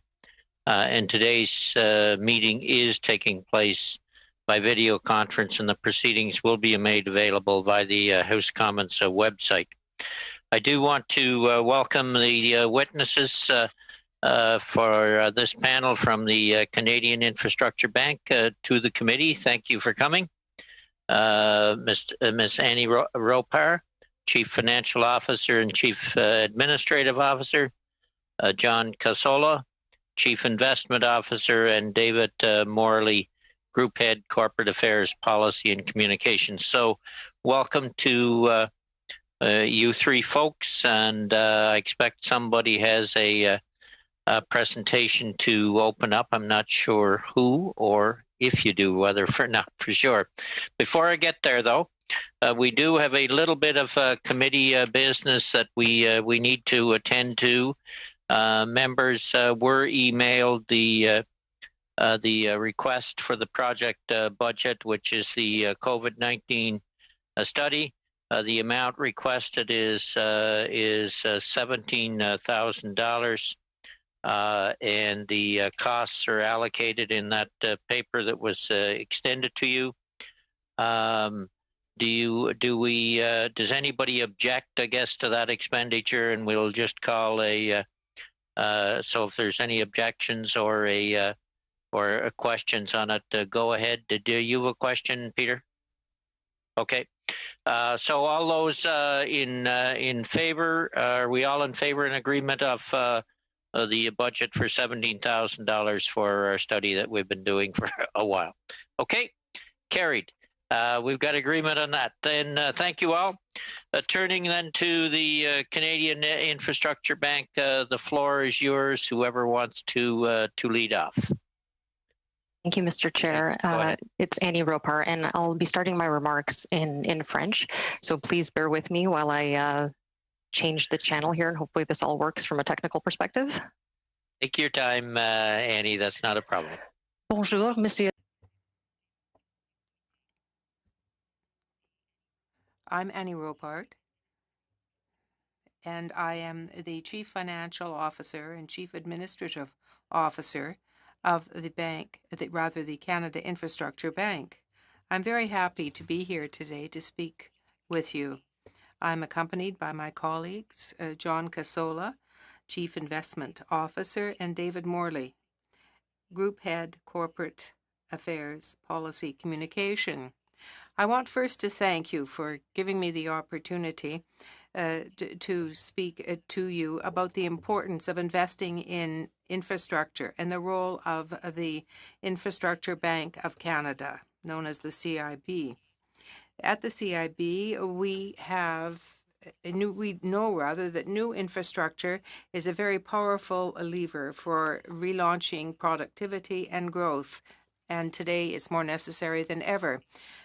New infrastructures can generate economic, social, and environmental benefits that will grow over time.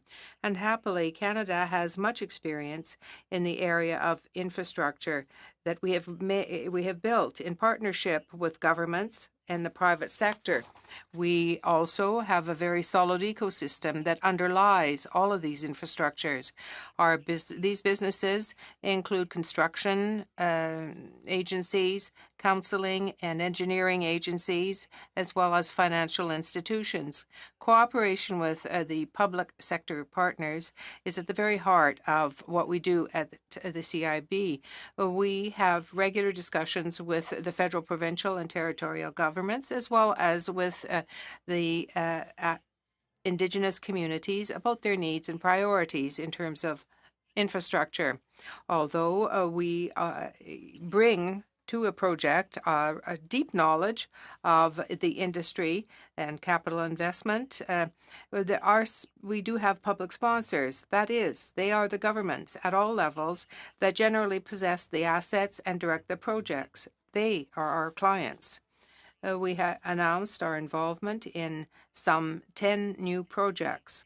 These projects are to be found in different regions of Canada and cover a variety of investment sectors. Apologies, just switching back to English. We have announced participation in 10 new projects. They are in different regions and in various sectors. We are helping bring projects that are priorities for governments to life. A key rationale for creating the Canada Infrastructure Bank was that governments alone could not underwrite all of the required investment in infrastructure, and that was the view before the pandemic struck. Public budgets will be even more constrained in the near term. Expanded partnerships with the private sector are needed to spark activity and get new assets built. That's where we come in. The CIB acts as a catalyst to encourage new financing approaches. CIB was established by legislation in 2017 and became operational in 2018. It has a mandate to invest $35 billion as one element of the government's Investing in Canada plan. Our objective is to advance a new partnership model to transform the way infrastructure is planned, financed, and delivered in Canada. We focus on revenue-generating projects. Projects must be linked to national, provincial, or local priorities. Our current priority sectors are green infrastructure, public transit, trade and transportation, and broadband infrastructure. In those sectors, we have three key roles. First, we advise governments across Canada at all levels on revenue-generating infrastructure projects and innovative investment options. We offer specialized expertise in structuring financial instruments, provide financial advisory, and project structuring. Second, we invest in project and seek to attract private and institutional capital to co-invest alongside us. To be clear, we do not provide grants or traditional government funding. Rather, we can extend loans, take equity positions in a project, or use other innovative tools to help get a project built. And third, with partners, we develop and share infrastructure knowledge and research. Our activities and efforts have yielded results. We have so far announced participation in 10 projects across Canada, with more to come. Infrastructure is a long-term asset class. The capital costs of transformational projects can range from hundreds of millions to billions of dollars. Projects often entail complex design and analysis work, with dozens of expert parties involved. In some projects, we act as early-stage advisors to governments. In cases where projects are more advanced, we are investors. With our public and private partners, we work to understand infrastructure problems and create financial solutions that are tailored to each project. That is a unique feature and net benefit for us being a federal organization that adapts to the needs of our partners. Good ideas for necessary and valuable infrastructure can stall for many reasons. There might be a lack of public funding or an inability to attract private capital. At the CIB, we play an active role to identify and address the gaps, thereby supporting projects that would otherwise likely not proceed without our involvement. As mentioned before, we do not provide grants, but we also need to ensure that we don't crowd out private capital, meaning we don't invest where there is otherwise institutional financing available. A few examples can demonstrate our positive impact. We announced a $300 million facility to build the Contrecoeur port terminal in Montreal. This expansion will increase container handling capacity and meet forecast demand from international shippers, as well as Canadian exporters and importers. We are advising on the proposed Cavalic hydrofiber link. It involves the construction of a new 1,200 kilometer, 150 megawatt transmission line from Manitoba to Nunavut. The project would deliver renewable and reliable hydroelectricity and broadband infrastructure to the Cavalic region. In Richmond, BC, we are working with the municipality's Lulu Island Energy Company to expand the city's existing district energy system. And this month, we were pleased to announce our first partnership with the government of Alberta on the Calgary-Banff Rail Project. This rail link would support Alberta's economy by connecting the Calgary International Airport to the city's downtown and Banff National Park. Our advisory and investments team has deep knowledge in our priority sectors. My colleague John, for example, despite his very youthful appearance, has more than 20 years of experience advising on project finance and transactions. His senior team has the experience and knowledge to work with the public sector, mobilize private capital, and manage risks.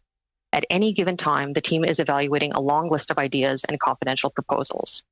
These come from governments or public agencies, as well as from the private sector. In the most recent fiscal year, we assessed 172 potential projects. The proposals covered all provinces and territories. There's a great supply of creative ideas on how to successfully align private and public interests in delivering infrastructure.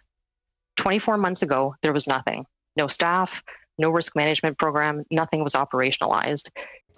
Pas de personnel, pas de programme de gestion des risques, rien n'était mis en œuvre. Il faut beaucoup de travail pour mettre en place de bonnes bases afin de garantir des contrôles et des processus appropriés.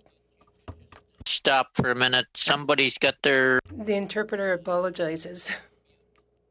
Okay, I think we're okay now. Ms. Roper, go ahead. Thank you.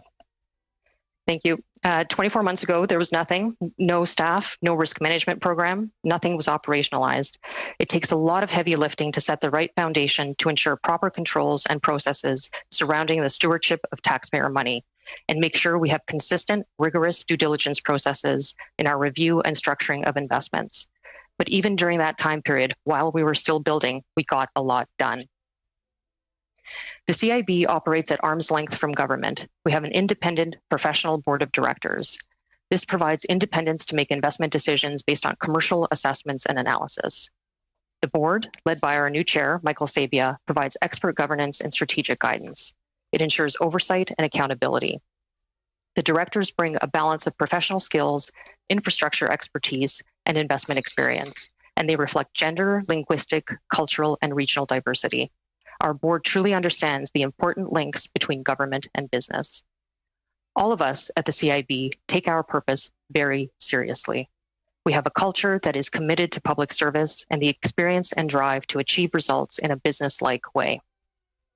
We are headquartered in Toronto and have strong representation in Montreal and Calgary. We also have an expert focused on engaging with Indigenous communities about their infrastructure priorities. I am very proud of our diversity. We're a small team of about 50 people, and we are an inclusive organization. 41% of our team members identify as visible minorities. 40% of us are women, and 33% are bilingual. We are also committed to transparency as a public institution. Our corporate plan, quarterly financial results, annual report, annual public meeting, expense, and other disclosures are available on our website. During the pandemic, our business continuity plan allowed us to continue working while ensuring the health and safety of our employees. We are still very actively engaging with partners across the country. The pandemic has required collaboration and creativity in government, business, and communities, but it is obviously going to leave significant financial and economic scars. The CIB offers infrastructure advisory and investment expertise that will help revitalize Canada's economy. New forms of investment are required to address our pressing needs, and new infrastructure delivers both immediate and long-lasting benefits to our country. Thank you. We look forward to your questions. Thank you very much, Ms. Roper, and especially for the quite informative background on the Canadian Infrastructure Bank. The questions for this round, we will start with Mr. Polyev, then Mr. Fragascatis, Mr. St. Marie, and Mr. Julian. Mr. Polyev, floor is yours. Thank you very much. And my question for Ms. Coper deals with the methods of financing that the Infrastructure Bank provides. Madam Roper, you said that you don't do grants. That said, giving discounts on interest rates for a project are effectively grants. They have a commercial value to them. They transfer public funds to a project. Giving loan guarantees and then having those guarantees cashed in the event of a project cost overrun is effectively a grant. When you guarantee a project and that guarantee is called, then you're granting funds. Do you not worry that what you're effectively doing is providing grants that are much more in the most complicated manner, and therefore making it actually more difficult for the public to follow what cost the bank is absorbing and what benefit they're getting in return? And as a supplementary to that, is it not just simpler to give a grant and say, this is what we're contributing, this is what we're getting? Taxpayers can be the judge as to whether or not it is a worthy transaction. Thank you. Ms. Roper, I'll let the questions go to you, and you can direct it to one of your colleagues if you care to do so. Go ahead. Floor is yours. Sure. Certainly, I'm not sure if I would agree with, it's easier to give a grant, and I don't think, depending on the situation, it may not be the best route to take in terms of leveraging taxpayer dollars available. And the big difference, again, as I said, we don't give grants. We actually do structure our transactions with the anticipation, the diligence to get that capital back. And once you get that capital back, you can then redeploy that capital into other transformational projects. So that's going to be the big difference in the difference, obviously, between ordinary government grants, which are done in a different process and absolutely have a place, versus what we're doing, which is filling a different gap in the market.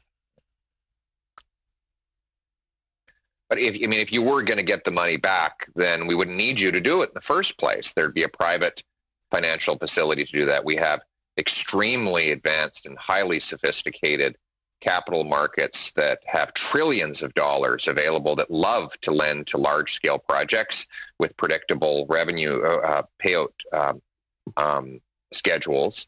So we wouldn't need the Infrastructure Bank to put up public money if it was all going to be paid back. That's why we have pension funds and other institutional investors to do it. Obviously, the reason the federal government has got has funded a bank to do this is because either the risks are too high or the returns are too low for the private sector, in which case we are in fact subsidizing the project, which is in reality, as complicated as we might like to make it, a grant. Second, and I worry, whenever you complicate things, rather than just having a simple statement of what the government is doing, those who have the most sophisticated methods, the most political influence, the best lobbyists and consultants tend to profit, and then the public who's paying for it tend to lose because they don't have time or energy or resources to figure out what's going on with these extremely complicated transactions. I want to move on to some of these projects you are involved with. For example, a port terminal, what else do we have here? A wind farm, some hydroelectricity projects. These are all projects that are supposed to generate their own revenue through user fees. They all have the capacity to charge user fees, and that's why they are typically funded privately. Why is the government getting involved in these? Your bank was set up to attract private funds to public projects. It sounds like in these cases, what you're doing is the opposite. Is you're taking public funds into what would otherwise be private projects. So you're going in the opposite direction of what your bank was set up to do. Miss Rober, and it's not your bank, Miss Rober. It's our bank, Pierre Canadian's bank. Go ahead, Miss Rober. Whether they like it or not. Actually, as you're asking specific deal-related questions, I am going to turn that over to my colleague, John. Perfect. Thank you, Annie. I'd be happy to take that question. I think I must say it's a bit of a peculiar way to look at things to say that complexity, if I'm understanding you correctly, is making a case for being less disciplined and less rigorous about the way to spend Canadians' taxpayer money. Not a day goes by, not a meeting we have, not a paper we write doesn't get none of that gets done without the very acute responsibility that we have that we're investing taxpayer money. And so if you take the REM investment, just almost $1.3 billion in Montreal, that was originally thought to be structured potentially as a grant, and very, very early days of the CIB, before any of us were there, they structured it as a loan. And look, at the end of the day, we can talk about that for a very, very long time. At the end of the day, as a result of that intervention and a result of the CIB's participation, taxpayers are now getting back $1.3 billion where they wouldn't before.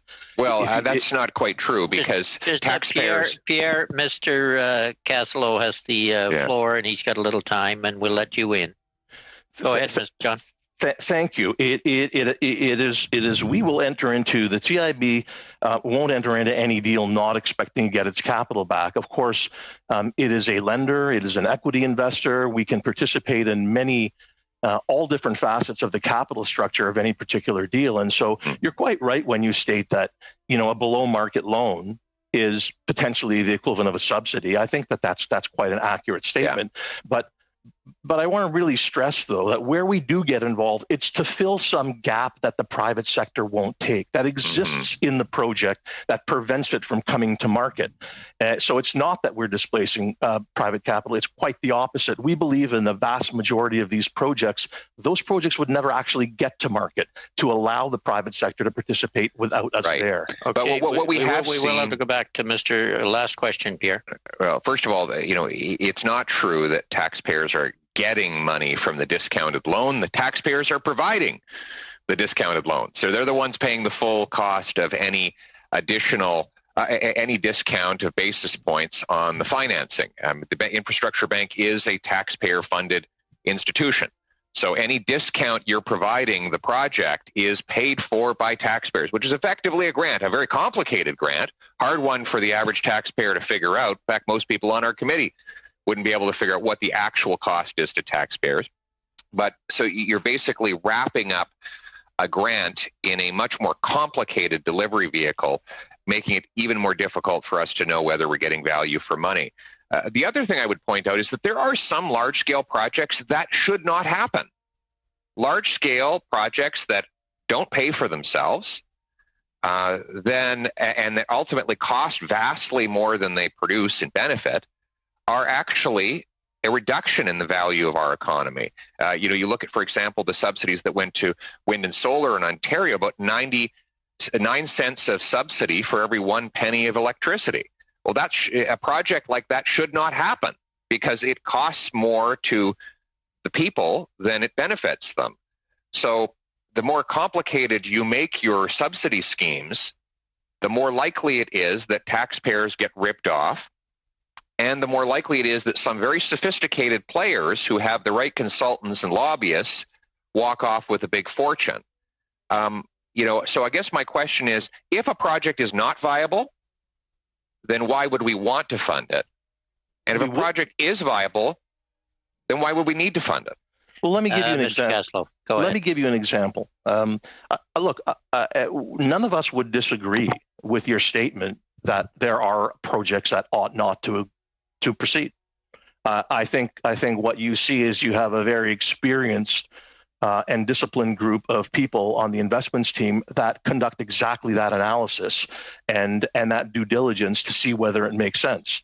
I'll give you an example. There are risks inherent to certain projects that the lending community simply will not take. An example of that is not for good reason. In some cases for good reason, but if you'll let me explain the example, and the Port of Montreal, or any port for that instance, it requires significant capital to build additional capacity in order to enhance Canada's trade position and contribute to Canada's GDP and do all the good things that enhanced trade does. A lender will not come to the table until that capacity is proven itself out. So one of the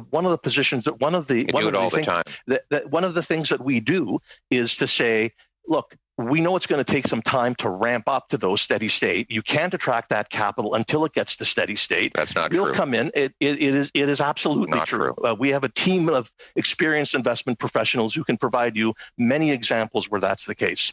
And so a ramp up risk is simply one example of when that risk. Another example is if there is a much needed service, take broadband or electricity transmission to communities where the end user base simply won't support the cost, then that is a perfectly good role for necessary and needed infrastructure for the bank to make up that difference. So those are just a couple of examples as to when valid risks exist, and we think we fill a very important and needed role.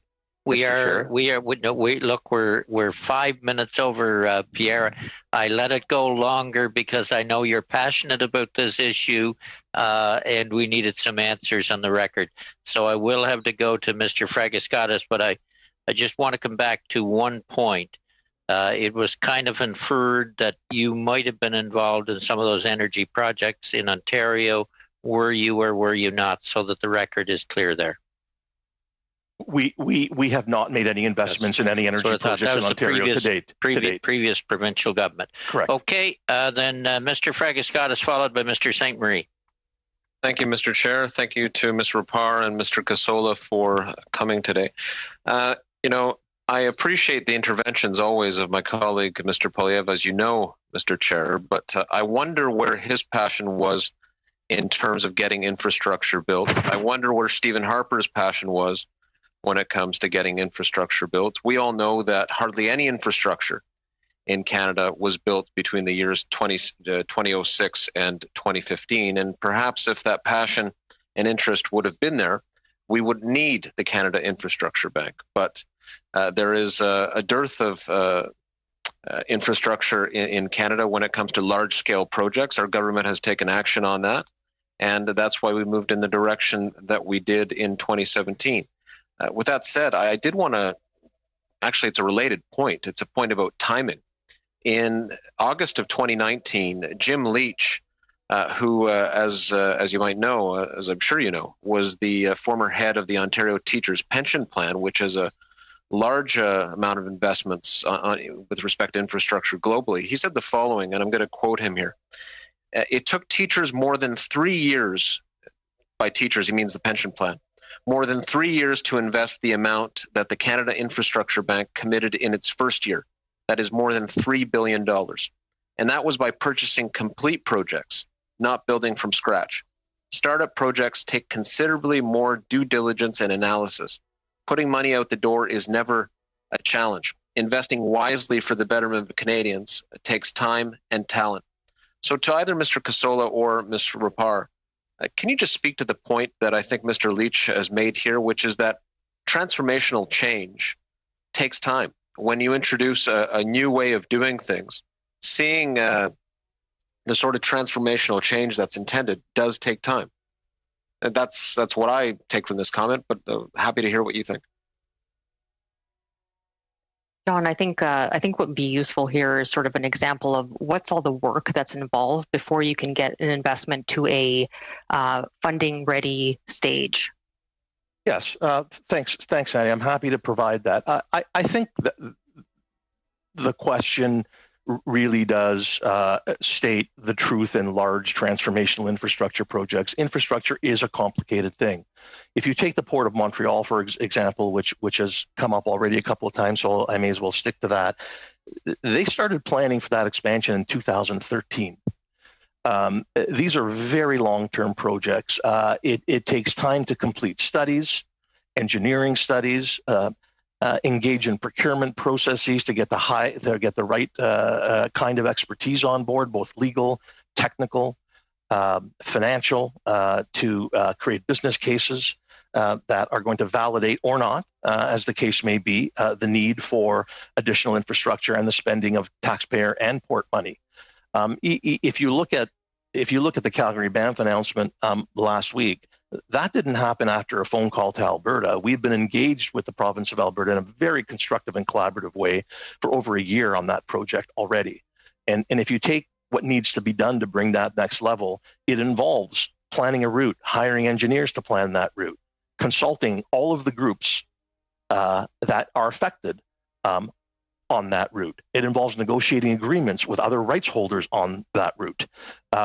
It involves assessing the technology, electrification, potentially hydrogen, in the interests of being more green.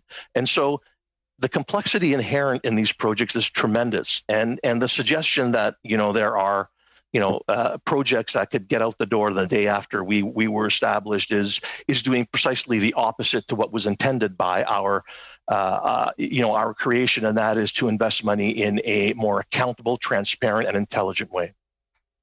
Thank you very much. I know, Ms. Rapar, in your opening statement, you said that there's 10 projects that the CIB is involved in. Are you able to tell us how many projects the CIB is actively considering? Well, there's a number of projects that the CIB has in its current pipeline, and I'd say they're all at various stages of assessment. So I could give you a hard number, but it's a blend of different deals that are at different stages at this point in time. But there are certainly many. Okay, I'm wondering if you could also speak to broadband. I know this is a key focus, and it should be. I can't tell you the number of times, and Mr. Chair, I think you would definitely second this. The number of times this committee has heard about, he's waving his arms up there, I see. No doubt in PEI, broadband is a concern. In rural and remote parts of this country, broadband remains a concern. It's great to see that the CIB has, through the government, of course, prioritized this as an issue to take and move forward with. But where are we at in terms of the CIB's focus on broadband? Any thoughts, any comments on that? I know that even though I represent an urban riding, we in our country really are held back because of the lack of access that so many Canadians, again, in rural and remote areas particularly, have when it comes to broadband internet. Eddie, I'm happy to answer that question. You're absolutely right, and thank you for the question. The broadband was always important. We had been engaged even before COVID, but for all of us, without exception, I'm sure here today and everywhere else, COVID has really underscored the incredible importance of broadband. We have been engaged in meetings with the representatives of the Inuit in the north who have told us that one of their huge challenges there is, and without a broadband connection, they actually can't get students to finish a high school education there. Whereas proper broadband connections would enable them to finish that education, not have to leave home at such an early age. And that has all sorts of incredibly important and positive social spin-offs. So broadband is a key sector for us. We are engaged very actively with the folks at ISED, who have the technology and the mapping capability and have run programs like Connect to Innovate in the past, and the Universal Broadband Fund, which is going to come, I think Minister Monsef said that will be released later this summer. We are engaged with the CRTC in terms of their programs to really have a good hard look in both how we can participate in their programs and leverage their programs with CIB money to have even more of an impact.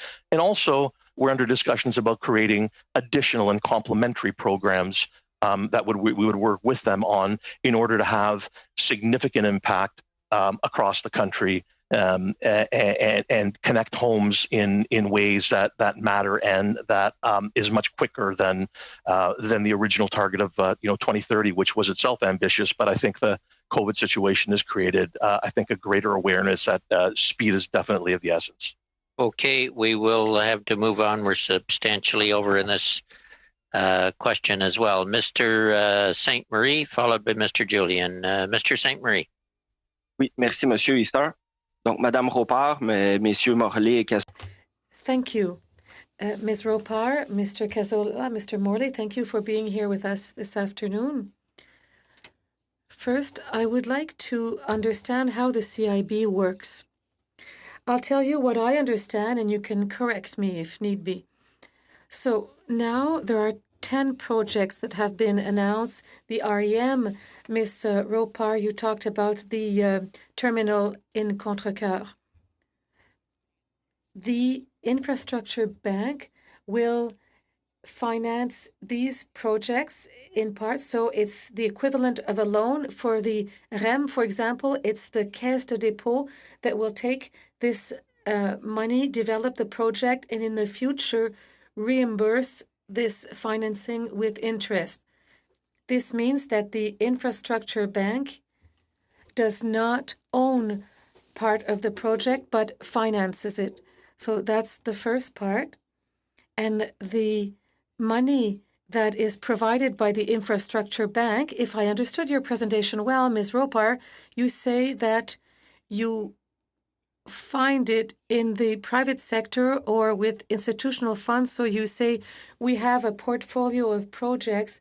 You can give us your money. We will finance this, and it's guaranteed by the state. So the money that you loan is not from the government, but from private or institutional investors, as you mentioned in your presentation. Is this the case?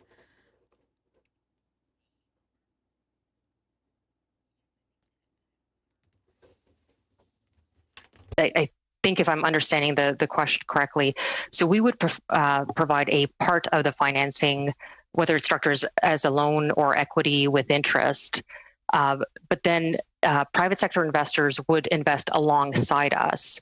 So they may come in, whether at a different level, obviously potentially could be at a different amount or at a different rate, but all those monies collectively, generally from a structural perspective, would go into a special purpose entity that's been established to ring fence a specific project in order to ensure that all the returns and economics are captured. And obviously it's important to do that just from a control and governance perspective around the delivery of a project. So I'm not sure if that answers the question, or hopefully I've understood it correctly. Gabriel? Je vais préciser. I will be more specific in my question. There were several questions in my larger question. The money from the infrastructure bank that will go, for example, to the REM in Montreal, it's money that comes from government coffers, or it's money that you go and find in the private sector? And our portion of the financing, so whatever CIB is participating in, it does come from government and it does come from the taxpayer. Any funds provided by third-party investors are done through those institutions. And again, generally those funds are then collectively put into a special structure or financing vehicle to deliver the project. OK, merci. Dans ce cas-là, in that case, I have difficulty understanding the added value that the infrastructure bank brings. Why would the government not directly finance the REM project rather than having the infrastructure bank take the government's money and then finance the REM network? What is the value that you add to the transaction? Sorry, I can start, and John, maybe if you want to jump in at any time. Really, what we do need to kind of make sure that we articulate well is the idea of risk transfer.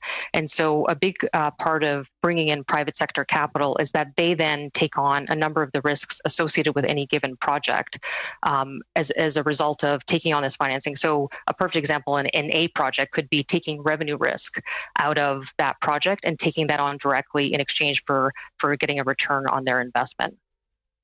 John, if you want to add. If I could just add to that, sure. I think just in terms of a very, to illustrate Annie's point numerically, if the cost of a project is 100, you're quite right to say that the government could fund 100. If it's 100 in the case of the REM, private sector capital would not come in because there are too many risks inherent in that project. But if the CIB, after looking at it and does all its financial due diligence and structuring, suggests that we would be in for 40 of the 100 or 35 of the 100, that may be enough. It's that sweet spot we're looking to fill that gap. That may be enough to entice the private sector to then come in with that 65 or 60. And so what you have at the end of the day is the very same project. In the first scenario, it gets built with 100% of taxpayer money. In the second scenario, that very same value-added project gets built with 35 or 40% of taxpayer money. And so that's the magic of crowding in private capital. If we're not there for any amount, they won't be either. So it's getting that balance right, and that's what the team of investment professionals does on a regular basis. Coming back to Mr. St. Marie for one final question there, Gabrielle, but would it also not be true that Canadian Infrastructure Bank also takes the politics out of it?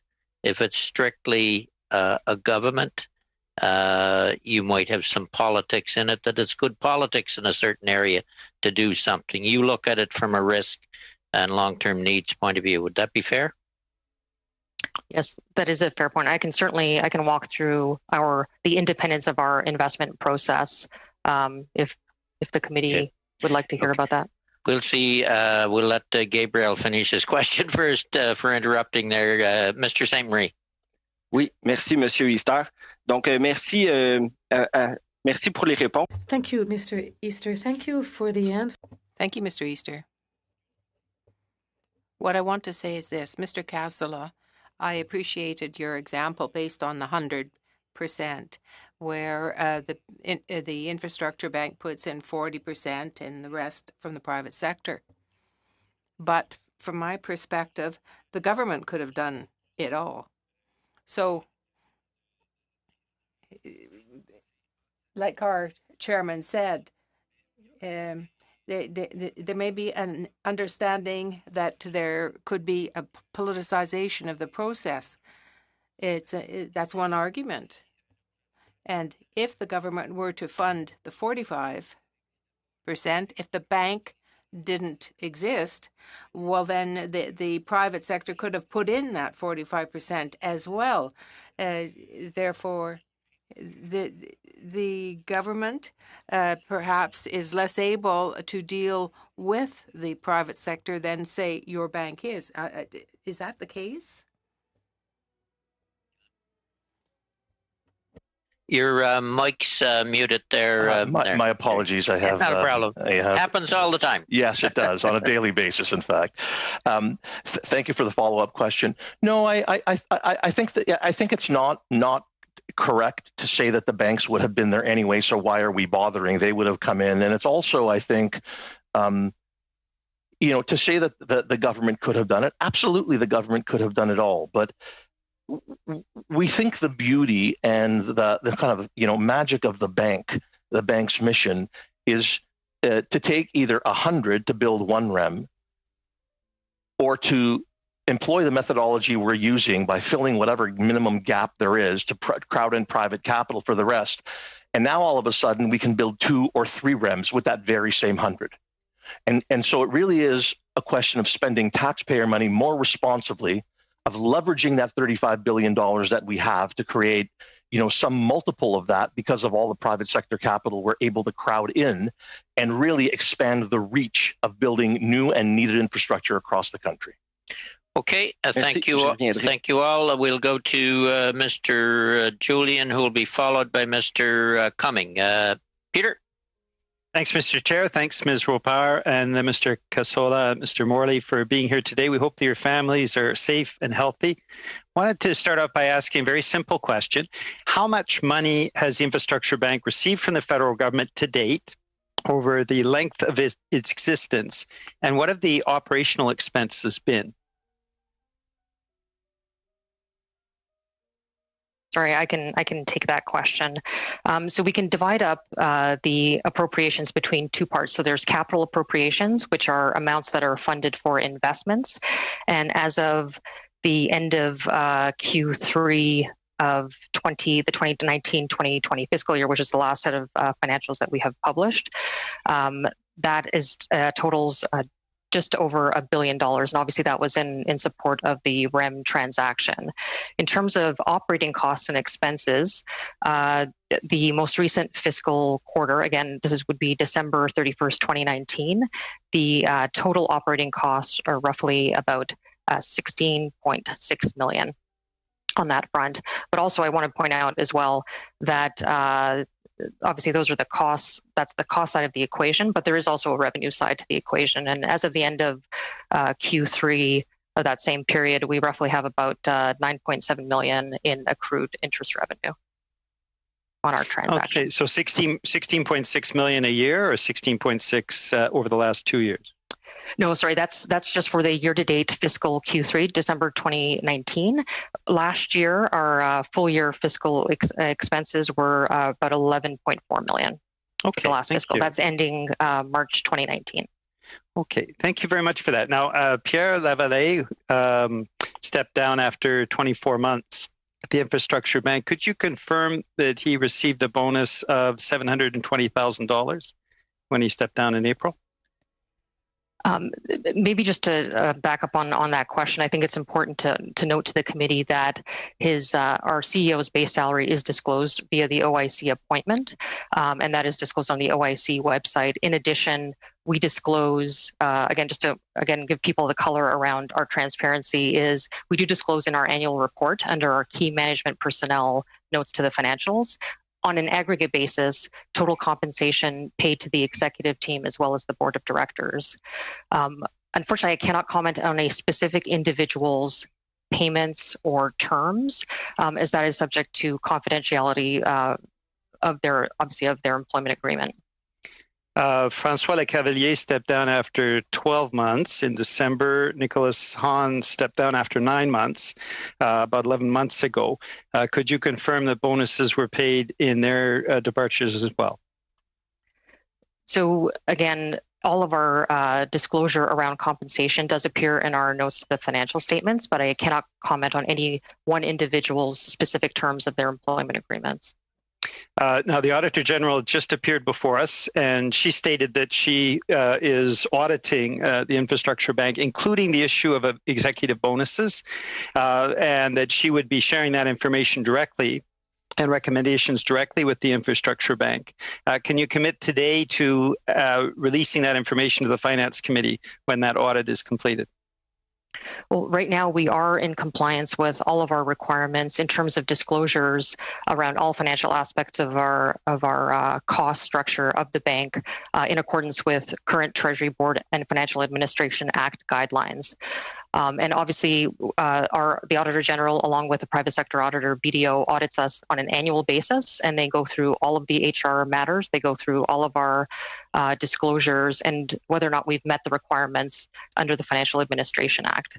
And I'm happy to say that we've had clean audits to date. Thank you, but that wasn't my question. My question is, would you share that information with the Finance Committee?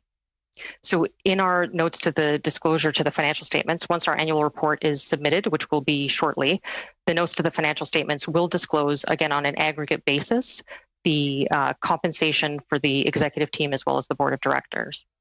Okay, so I'll take that as a no. Could you indicate what the staff turnover has been, at least anecdotally within the executive suite? Turnover has been 100% over the last 11 months, but what has been overall staff turnover? You mentioned earlier, Ms. Ropara, that there are 50 people currently working for the Infrastructure Bank. What has been the staff turnover since its inception? Sure. So maybe to also preface that with maybe just to give you a little view on the number of people we've had sort of along the way. And so at March 31st, 2019, we had 35 people, and now we're roughly at about 50 people. And in the last fiscal year, our turnover rate was just under, I think it was just about 17%. Obviously, we had the two departures last fiscal year, had the two departures of executives, and then a small number of people at the more junior levels. Obviously, with a small organization, any departure will create a larger percentage impact in terms of quoting a turnover number. Now, you've announced 5 investments in 2.5 years, so that's once every 6 months on average.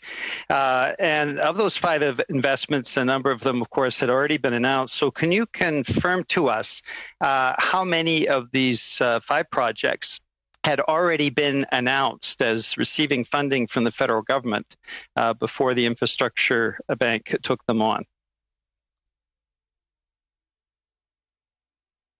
Sorry, you're referring to the 10 projects that we had. No, the 5. You have 5 projects that have actually received. You have indicated specific financing for. I'm not counting memorandums of understanding or. I see. Just in terms of the 5 projects where funding has been announced, concrete figures, and of course REM.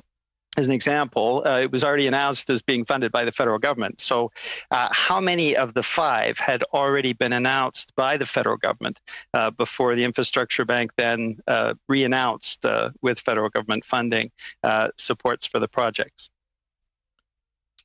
Annie, if I could help with that question. Go ahead, John. I don't think any of them had, not to our knowledge. REM was the only one. The other announcements with dollar numbers attached to them are Mapleton, Contrecoeur, and RER Go in Ontario. Sure if I'm missing one. I think that's it with dollar numbers attached.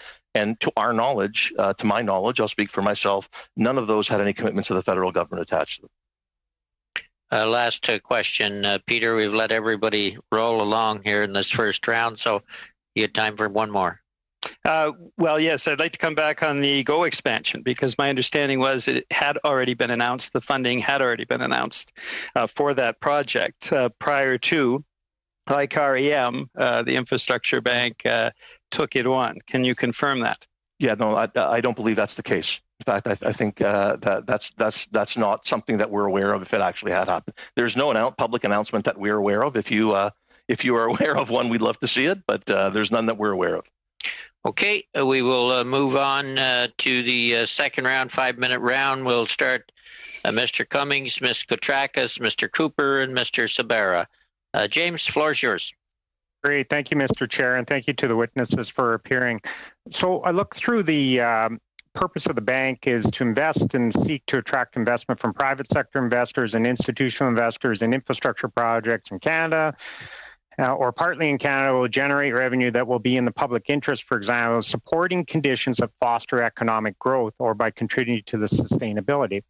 So I want to understand better on the economic growth. If the private sector, if you're trying to get funds coming into investments, if the private sector is fulfilling that demand and you're backfilling some of it, what filters are you putting on to determine what that economic growth looks like? There's a lot of projects out there that maybe don't make economic sense. They may be heavily subsidized, and they're never going to be self-sustaining. So I just want to understand, what's your filter process? How would you determine which projects rank higher? I think the first thing that we do is to assess all of the projects against that criteria that you articulated well, as an infrastructure that's in the public interest. And so then we ask ourselves, well, what does that mean? And what that means, as we interpret it, is to ensure that despite the independence of our board and a very rigorous and well-articulated investment process and approval process, the investments that we make are always going to be in line with there needs to be policy alignment with the government, and so we look at what those policies are, what policies have been articulated, and we know for a fact that we are looking constantly at whether or not there's greenhouse gas emission reduction in many of the projects that we look at, whether they be transit projects, whether they be renewable energy projects, storage projects, transmission, moving interties from fossil fuel burning to fossil fuel burning provinces from clean producing provinces. So that's the kind of analysis that we conduct. We also look at contribution to economic activities, long-term sustainable growth. It's got to be value add and sustainable in the longer term. So it's not a question of digging holes here and filling them up there. It's really value added infrastructure that's going to improve people's way of life. In the example I gave you in the broadband connectivity in the north, it's got to enrich the education and livelihood of peoples that are living there, that sort of thing. So we've got a very difficult situation with COVID, and we're building massive deficits and debt. And you do talk about generation of revenue. Should there not be a focus on, if we're going to be in this game, of projects that are going to create significant revenue so we can actually start to pay down some of this debt? So backing infrastructure projects that are going to create that revenue, potentially export revenue. I get the ports to a certain extent. Should we not have a stronger focus in that area? I think we do have a very strong focus in that area, to answer your question. But I think, I think it's a mix, and it's a balance like everything else. There are very important infrastructure projects throughout the country in all areas, and some of them are more economically viable and sustainable and revenue generating than others. And so that's really part of the assessment that we conduct every time we look at a project. How important is important? How value added and needed is that infrastructure? And what's the trade-off when you're looking at it in terms of the ability to generate sufficient revenue and spur trade? It's not all about trade. It's not all about GDP growth. It's quality of life issues as well. It's environmental impact. It's all of those things. And every day we engage in that balancing act to ensure that we're making the best possible investments. So how much evaluation is done on the business plan of each of these individual projects? So the concern I have is that enormous amount of public debt taking on, plus the bank getting behind some of these projects. And then some of these projects are heavily subsidized by municipalities because they're not the customers aren't paying the full freight. They're not paying for full fare. Right. So we've got subsidy upon subsidy upon subsidy. And the reality is all these levels of government are struggling with operating costs and the ability to operate these infrastructure projects. So is that part of the analysis? Because going forward, it strikes me that's going to be a huge issue. Yes, that is part of the analysis. Absolutely. I mean, our starting point is that if it's just us being one of 2 or 3 different layers of government that's going to subsidize something with no private capital, it's very difficult for us to get involved in that project. Our our raison d'etre to this point has been to not only facilitate the building of new greenfield infrastructure, but to crowd in private capital while doing so. Is that going to necessarily be the case every time? I would hate to draw a line in the sand, because somebody's always going to find an exception that makes sense for us to do. But I would say, as a general rule, part of the value that we would bring would be to work with those public sponsors to say, why do you feel the need to do this with all of this money? Can we do it a separate way? If we structure it by bringing in private capital, that will create room in your budget to do other things, lower your borrowing limits, et cetera, et cetera. So it does play into virtually every assessment that we make. So on each of these investments that you've made, if I was to look, if we fast forward for 3 or 4 years, those measurements that are put in place in your mandate, would we be able to see those measurements and be able to actually see documented information of where it increased economic growth, where it was sustainable, where it reduced greenhouse gases, like actual evidence that we actually deliver what we said we were going to deliver? The last question. James, who wants to take that? John? Yeah, sure. I'll take that question. I think you will see all of those issues addressed, and I think we do the best job we can, not being staffed with a bunch of economists and environmental engineers and so on. We request that type of information. We're rigorous in what our expectations are, and we absolutely assess whether or not each of those criteria has been met, or if the claim is you ought to do this project, or you ought to help us with this project because it will result in a certain amount of GHG reduction, for instance, then we would certainly want evidence to support that, whether from third-party engineers that have the capability to do that sort of thing. But I think in general, yes, you'd see all of those topics addressed in our extended business cases. That's right.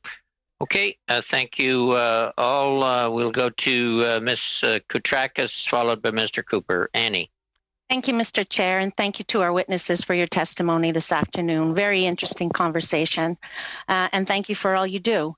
I see that one of the projects that you are reviewing is Via Rail's $6 billion high-frequency project to provide frequent, reliable, rapid, and electronically powered intercity rail service between Quebec City, Montreal, Ottawa, and Toronto. As a relatively low-impact engineering and construction project, it is my understanding that Via's high-frequency project could be done at about a third the cost of high-speed rail, while achieving most of the economic and environmental benefits. This project was first proposed, I believe, 5 years ago by Via Rail, and it is still being studied.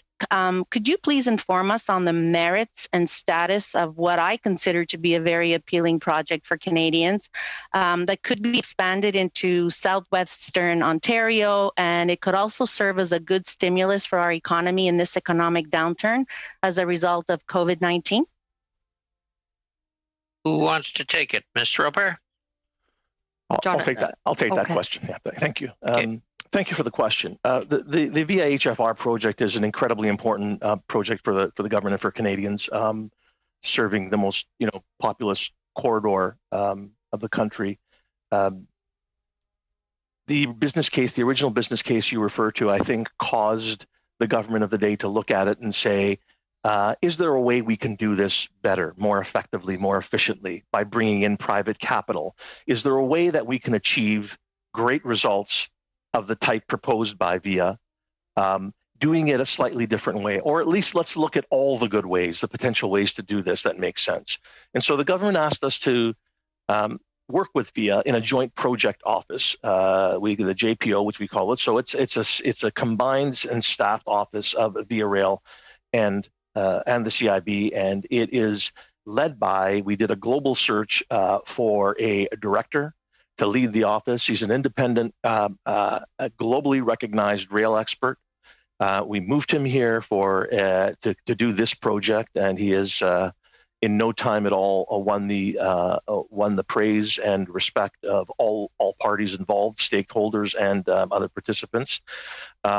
So the purpose of that JPO was to look at the project, was to look at the options for the project in terms of alignment. How would we build it? What are the procurement options? What are the payment options? What are the ridership options? Should we electrify it? Should we not electrify it? All of those questions are being asked and assessed. And I'm pleased to share with you today that there's tremendous progress being made. The team is working extremely hard, working with external world-class engineering firms, and is quickly narrowing down several alignment options, route options. All of those come with different studies that are necessary. Going to start consultations in the next month or two with all of the affected groups along the various alignments, so we can report back and take the social impact of a particular route or alignment into effect. The CIB team is working very hard, leading that finance and procurement piece to ensure reliability of costs, ensure the ridership numbers make sense, ensure that that the procurement options to bring in private capital potentially are on the table and well informed. And then, of course, there's that all-important issue of journey time. And although the mandate of the JPO is from Quebec City to Toronto corridor, you talked about Southwestern Ontario. Well, part of that analysis is at this point not to extend it to Southwestern Ontario, but if the journey times from Toronto to Montreal or Toronto to Ottawa are reduced sufficiently because of all the good work, how does that widen that catchment area? All of a sudden, if you can get to Montreal in an hour and a half or 2 hours less than would be the case prior to that from London or from Kitchener-Waterloo, that makes a huge difference. And so all of that good work is ongoing at the moment, and we're making very, very good progress. And we hope to have some good advice for the government by the end of the calendar year. Well, I'm really last question, Annie. Sure, thank you. And thank you for that response. It makes me very happy to hear that, because Via Rail is one of the best services that we have in our country. And I think that there's a lot of potential there to be even more beneficial to all Canadians in that corridor, especially. You mentioned that the CIB is currently supporting a number of large-scale projects, including the REM in Montreal. You also mentioned the Contrepeur Port Terminal and the GO expansion on the corridor, just to name a few examples. How feasible would many of these large-scale projects be without the investments and other supports that could be offered by the CIB? Who's taking it? Ms. Ropar, we'll let you in first, and then we'll go to Mr. Cuslow. Sure. Cuslow. Sure, not a problem. So again, because of the large scale of these projects, obviously it requires a huge amount of capital, and to bridge that gap, that's where our specialized, obviously, investments in project development team comes in to kind of figure out what is the optimization of the capital in that structure to make sure that these projects can be delivered in a financially efficient way. So that's kind of like, I'd say that's sort of the broad strokes. And that's where our financial structuring, obviously incredible amount of project finance experience, et cetera, comes into play to, first of all, to convene parties and stakeholders, obviously with provincial, territorial, municipal, Indigenous governments being our clients, and convene those parties together to actually, make things happen. Mr. Cuslow? I think Annie's covered it. I mean, I think it's important to note, is particularly in the case of large-scale transit infrastructure, very few examples globally, like one hand and a few fingers left over. Few examples globally of self-sustaining projects that actually make money on their own without some kind of government subsidy. And so what we do when we get involved in a project like that is to say, what is the best form of that subsidy? Can we structure it in a way that is transparent, that is provides more accountability for taxpayers, that results possibly in a return of some of that money, sharing in the upside to the extent it takes off, as opposed to writing a grant check and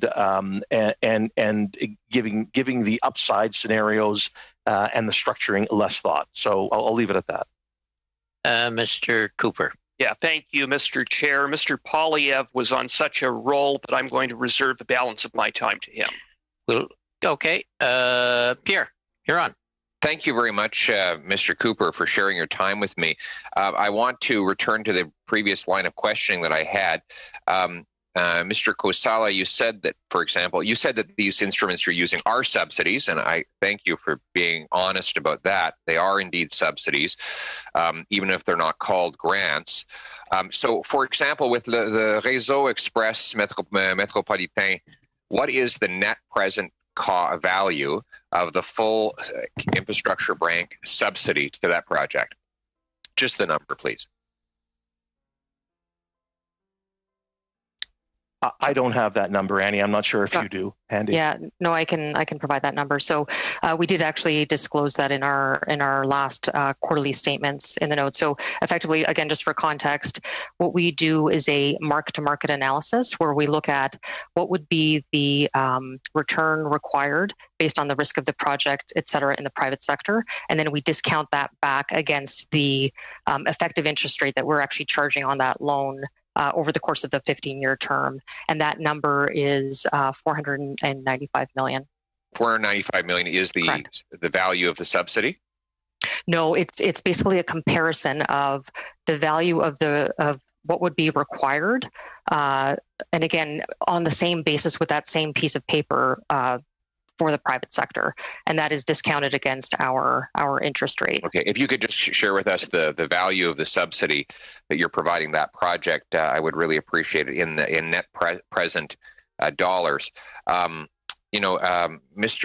Kosala said the private sector doesn't fund these kinds of large-scale infrastructure projects until they're actually built and running, and that's false.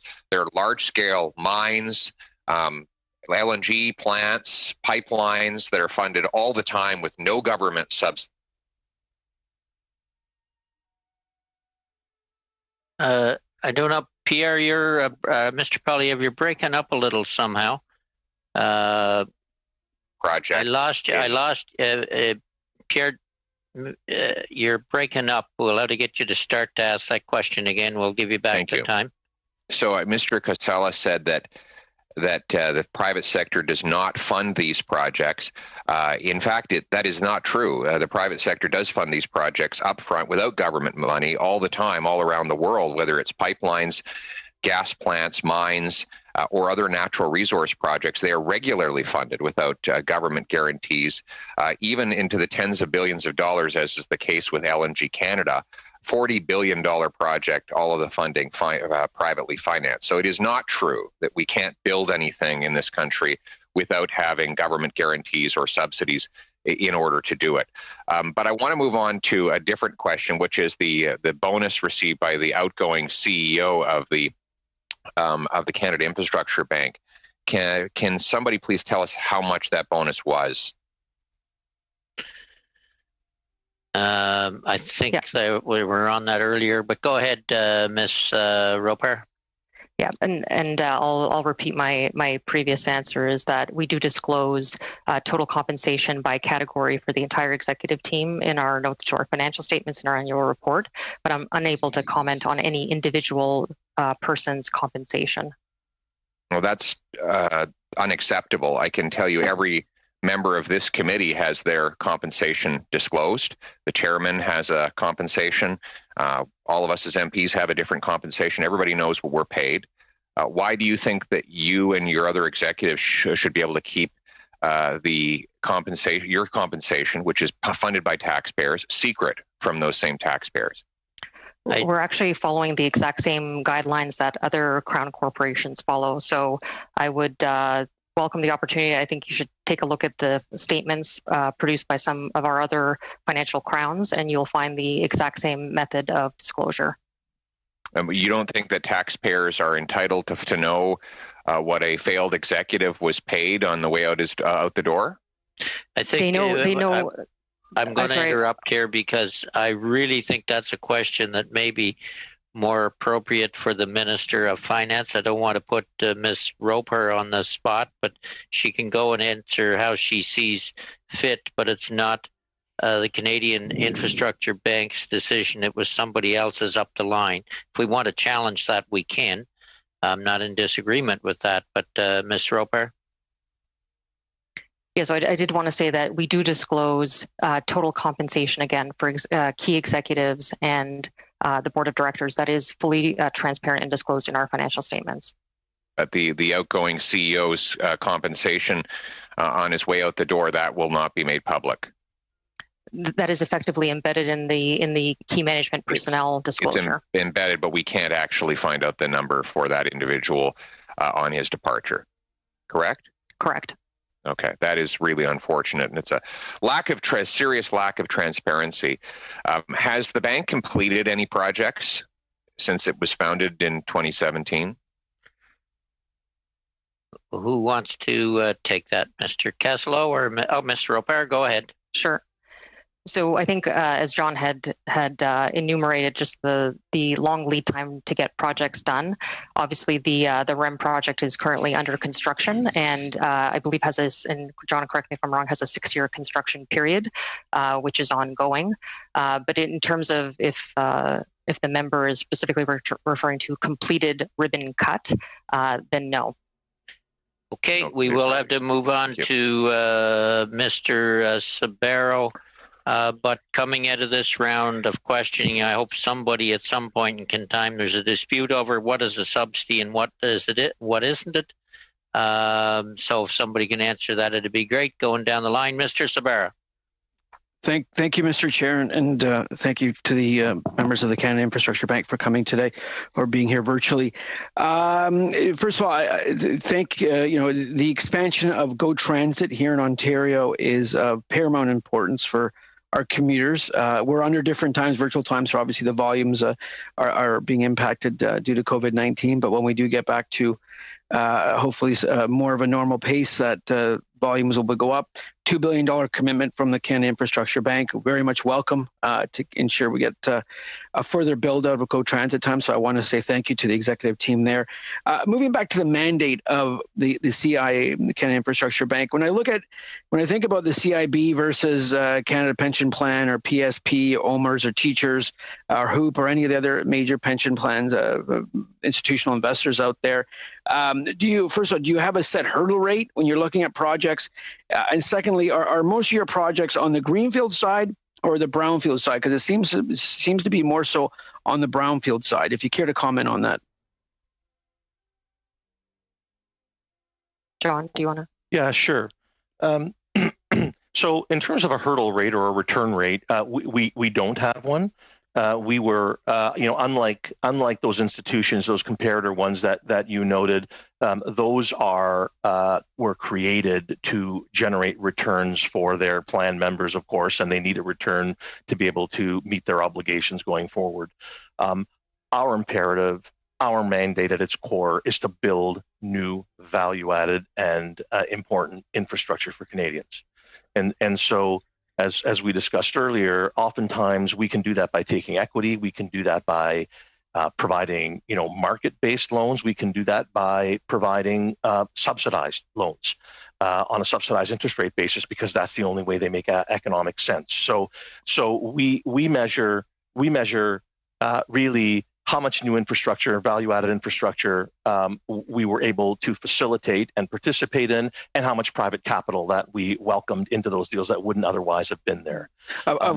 Sorry, go ahead. Oh, no, please, John, finish up, please. I was just going to say, on the second part of your question about brownfield versus greenfield, just so we're on the same definitional page, we view brownfield as being existing infrastructure, and greenfield as being new infrastructure. And we're very firmly at the moment in the camp of our mandate is to build new greenfield infrastructure. To the extent that there's any brownfield element of it, it could be a new greenfield portion of an existing asset, so an expansion or what is in effect an overall replacement of something because it's it's the end of its useful life or something like that, but very squarely greenfield. No, and when I think of what the Canada Infrastructure Bank here in Ontario, we have infrastructure in Ontario. In the city of Vaughan, we have a $2 billion hospital near completion in my riding, a $700 million expansion of the Highway 427 that is undergoing right now, and we have the Infrastructure Ontario playing their side with the appropriate procurement process. When I think of the CIB, I think of our trade and transportation corridor in Canada. Strategic investments in that, and it was great to hear the announcement with regards to the city of Calgary and the review of that process of a potential investment there. So those are the type of projects I think of when I hear the Canada Infrastructure Bank. I would love to see some equity investments come from the bank, not just on the debt side. On the loan side, but I understand that we need to come out of this COVID-19 in terms of key infrastructure expansions taking place, key announcements taking place to literally continue to move our economy forward, but also what we like to call longer term, increase or strengthen and raise our standard of living, our productivity within our economy. And I view CIB as a critical link in that process. If you'd like to comment about that, that would be appreciated. Ms. Roper or John, go ahead. Sure. Yeah, I think you've accurately portrayed it. I mean, I think we're actively seeking out priority projects, important projects across the country, with the provinces, with municipalities, with First Nations, Inuit, and Métis groups across the country, all daily active discussions with all of those groups to say, how can we help with your priority needs? Your priority needs, but priority needs that are going to have some necessary revenue generation, because that's how our investment will be repaid. And if we're going to crowd in private capital expects a return, and that needs to be repaid as well. So good things can happen by catalyzing that private capital, by our involvement, giving them good high-level advice at the beginning of the structuring to push them in the right direction and help them to structure something that achieves all of their goals while being responsible stewards of taxpayer money. Okay, we will have to move on, Mr. Sabera. So we'll turn to St. Marie, Gabriel St. Marie, for a couple of minutes, then Mr. Julian. And then I think we can get everybody else on, Mr. Morantz, Mr. Fragascatas, Mr. Cooper, and Ms. O'Connell. Go ahead, Gabriel. Oui, merci, Monsieur le Président. Thank you, Mr. Chair. First, two comments. First, what my colleague has been saying, Mr. Poilievre, I believe that it would be important that the bonus of the former CEO of the CIB should be public. It's public money that has been used, and we should be more transparent. When I see the way of doing of the Caisse de dépôt, Hydro-Québec, and all that, the money, the bonus, everything is told, is public. There's no reason to hide it. Second, linked to what said my colleague Annie Koutrakis before about the REM, I don't have as good words as her for this project. It doesn't replace a high-speed train.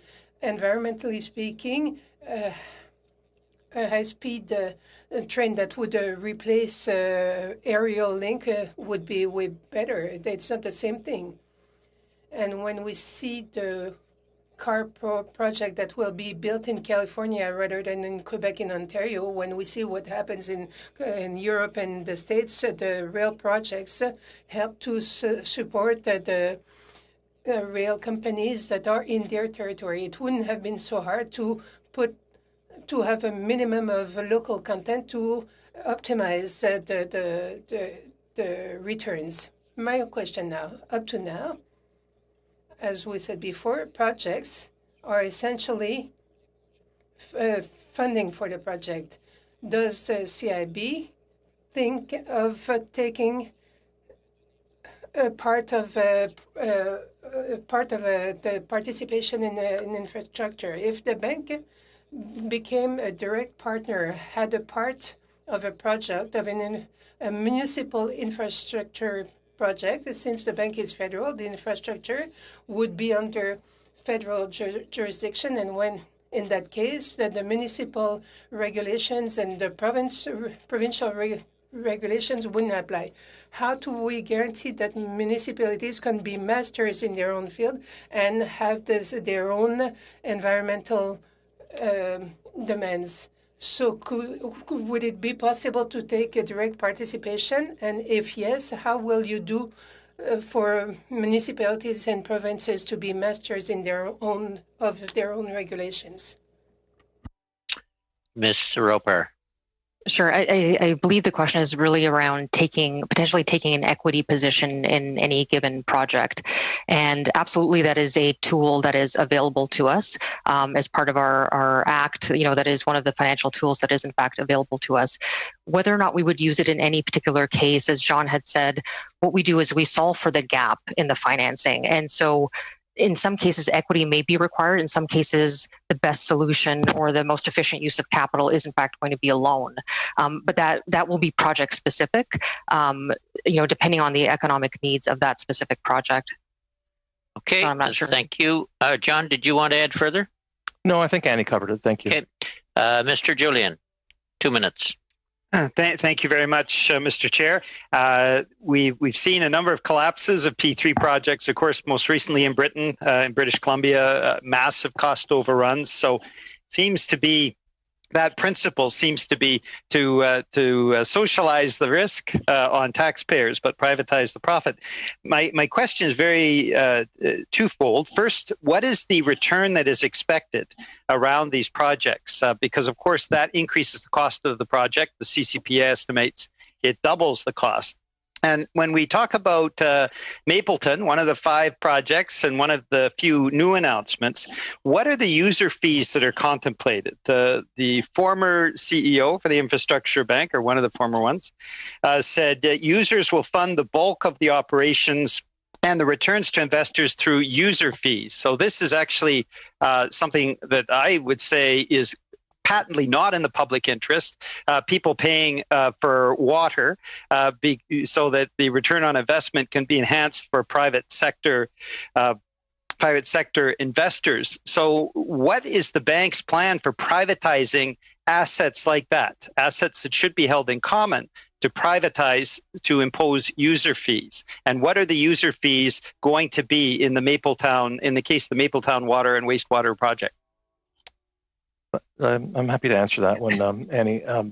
First, let me make it absolutely clear, without any hesitation, the CIB is not in the business of privatization, full stop. None of the projects that we are involved in involve privatization, nor will we go there, full stop.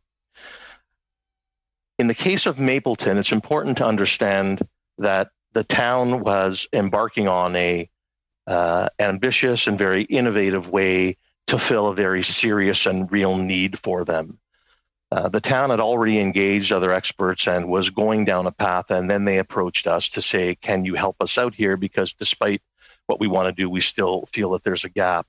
When the mayor of Mapleton approached us, he made it very, very clear that there were 2 criteria which were non-negotiable, and we absolutely bought in and agreed.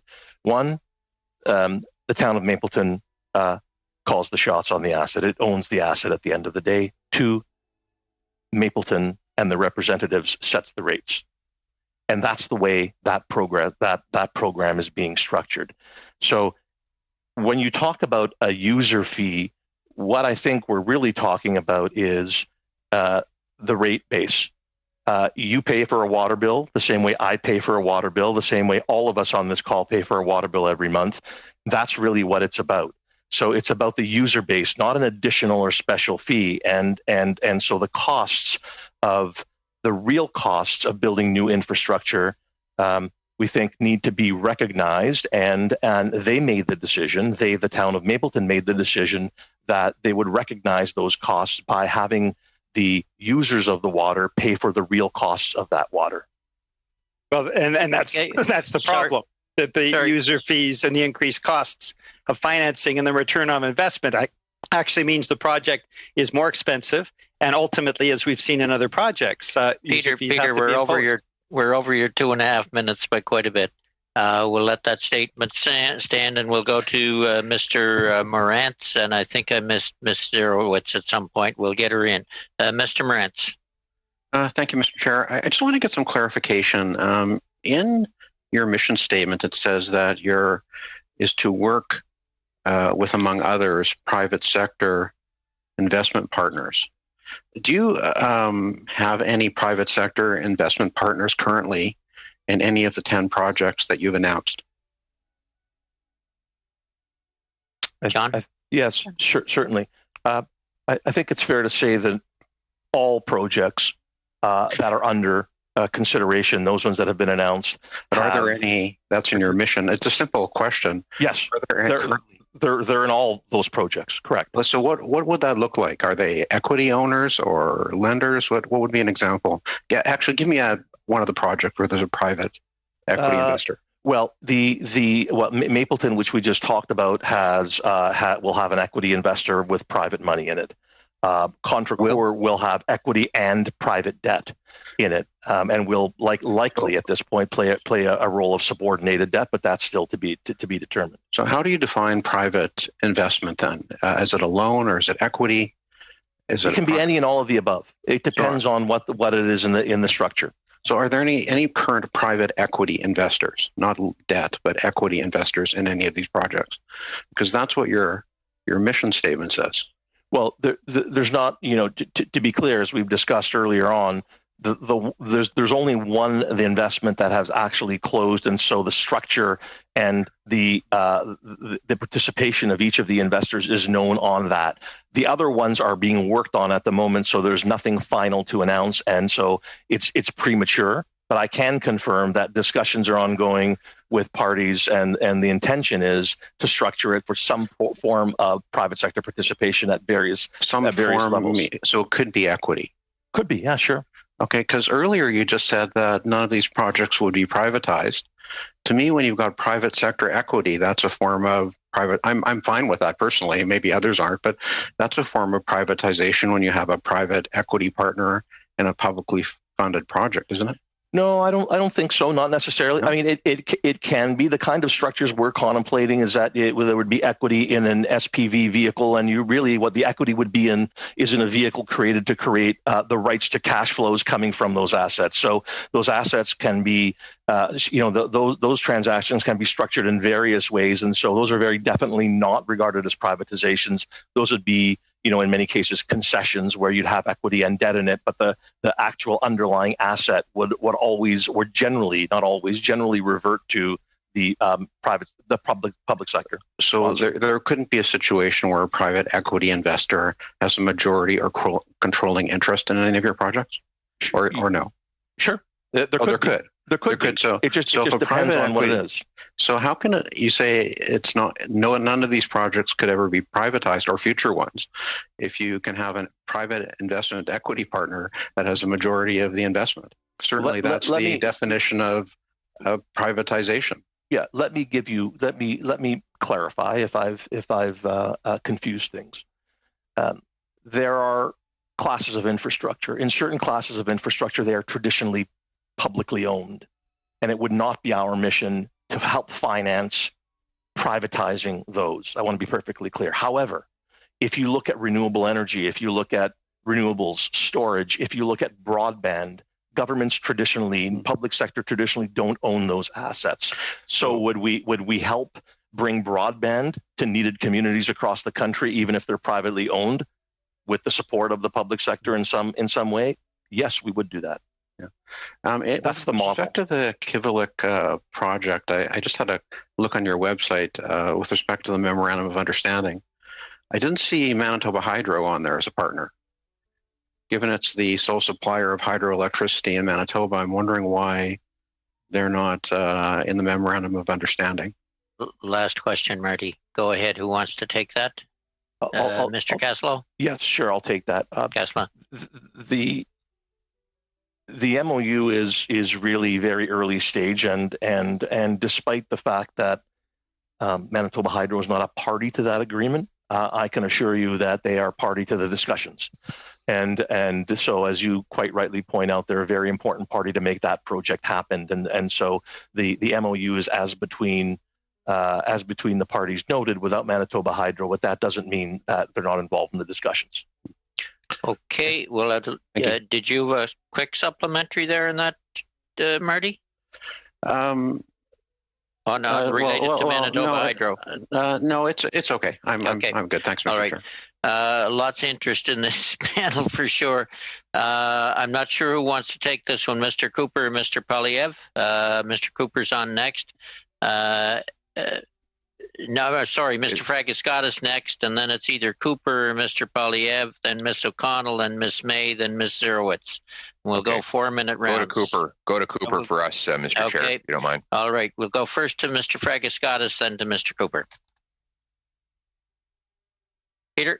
Thank you, Mr. Chair. If I could ask a question relating to the economic restart and recovery that will certainly take shape over the next months and as it looks like years.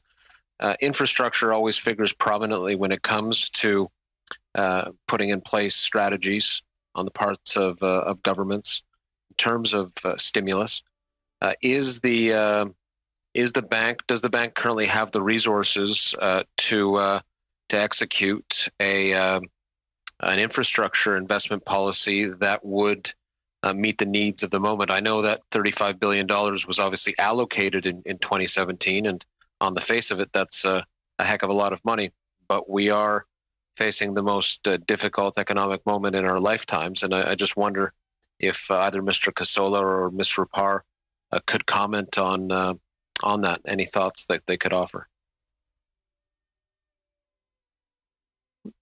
Sorry, certainly I can get started on that. In terms of what we're doing internally, obviously, to your point, we have a difficult road ahead of us as a country, and certainly what we're looking at is, with all the projects that we do have in our pipeline, are there things that we can do to catalyze and accelerate activity? And when you accelerate activity in infrastructure, it does mean, engineering, design, analysis. Those are all, high quality, good jobs that get generated. So we are definitely taking a look at, what we can do more broadly speaking in terms of just accelerating anything that we can do in our pipeline. And I'll just add to that to say that we are constantly we're stepping up our deliberations with our public sector partners across the country, and we are constantly assessing new ideas that either come in the door or that we're working on ourselves, and we recognize the circumstances that we find ourselves in, and so the best thing we can do to help the country in this time is to do everything we possibly can to accelerate the projects that we have in the door that we're making progress on. And so we're taking steps to do that, but we're also very aware of new projects and things that we can get involved in that have the added benefit of being, being helpful in the shorter term. So you have enough leverage to entice private capital to engage in infrastructure investment in the way that was originally intended in the current context. The current context obviously being COVID-19. Yes, we believe we do. Okay. What are the challenges, some of the crucial challenges that you see going forward for the bank in the next few years? Obviously, with the difficult economic situation, I think that would rank quite highly. Is there a concern that, for example, private capital could hold back because of the economic difficulties we're facing? Any thoughts on that? I think certainly maybe to just comment on that, I think infrastructure is a very attractive asset class for private sector investors, certainly, for pension funds, et cetera. Those are all long-term assets, which they need to invest in, obviously, to match off against their long-term liabilities with respect to, pension amounts. So it is definitely an attractive asset class. And certainly we're, convening and meeting with private sector partners to make sure that they're, involved in all of our transactions in the pipeline. And I can also add to that when this all started a couple of months ago now, we were very much ears to the ground and consulting with all of the contacts that we have in the capital markets and among investors to see exactly that, whether there would be a hiccup. And I think while there was a short-term pause to see where things were, the future seems very bright. Record amounts of capital are still being raised. Funds are being closed on a weekly basis globally to invest in infrastructure. Just to really hammer home Annie's point that, infrastructure was an attractive asset class before COVID, and it'll continue to be a very attractive asset class after COVID, and maybe more so given the alternatives that are going to be available to invest in. We will have to close there, Peter. Sorry. We'll go to Mr. Cooper, followed by Ms. O'Connell. Thank you, Mr. Chair, and thank you to the witnesses from the Canadian Infrastructure Bank for appearing. I want to go through some of the projects just to get a better understanding of exactly what the role of the Canadian Infrastructure Bank is involved in them. Upon reviewing the 10 projects, is it correct that 4 are strictly in an advisory capacity? That's correct. That reflects the stage that those projects are at for the most part. And the other project in which there is a memorandum of understanding in terms of the Lulu Island Energy Company project, that will likely be something more than strictly an advisory capacity with respect to that project. Is that correct? That's correct. And just to clarify, even on a very important part of our mission, as Annie discussed earlier, is our advisory capability and capacity. But to be clear, most of that capacity will be focused on early stage advisory on projects in which we think there is a possibility or the potential later down the road of an investment. Okay, so 4 advisory projects, one that is in the very early stages, a $1.8 billion investment in the REM, which simply replaced $1.28 billion of funding that the federal government had committed to in 2017. And that essentially leaves the Canada Infrastructure Bank with 3 projects. One, the GO expansion on corridor project, which may or may not have already been committed to before, and then 3 relatively small infrastructure projects, $55 million for Via Rail, $20 million towards a green infrastructure for the town of Mapleton, and then the Montreal Port Authority project. That's it. Is that correct? Am I missing something? Go ahead, John. I was just going to say, in terms of the status of the projects, I believe that's correct. You're not missing something. You're not missing anything other than to say that, we would disagree that that's the measure of progress because of all of the necessary and time-consuming work that has to go on before you reach the stage of announcing the projects that we have. Well, putting aside whether or not the infrastructure bank is a good model or a good concept, and I would certainly endorse the comments made by Mr. Polyev, certainly from the standpoint of rolling out dollars, investing in large transformational projects after 3 years. That doesn't sound like a success. I note at page 15 of the annual report for 2018-19, it states we expect to invest $1.5 billion to $4 billion per year in the near term. I note that for 2020, there have been no investments. Am I missing something? Yeah, honestly, I think, again, it's important to reiterate some important facts.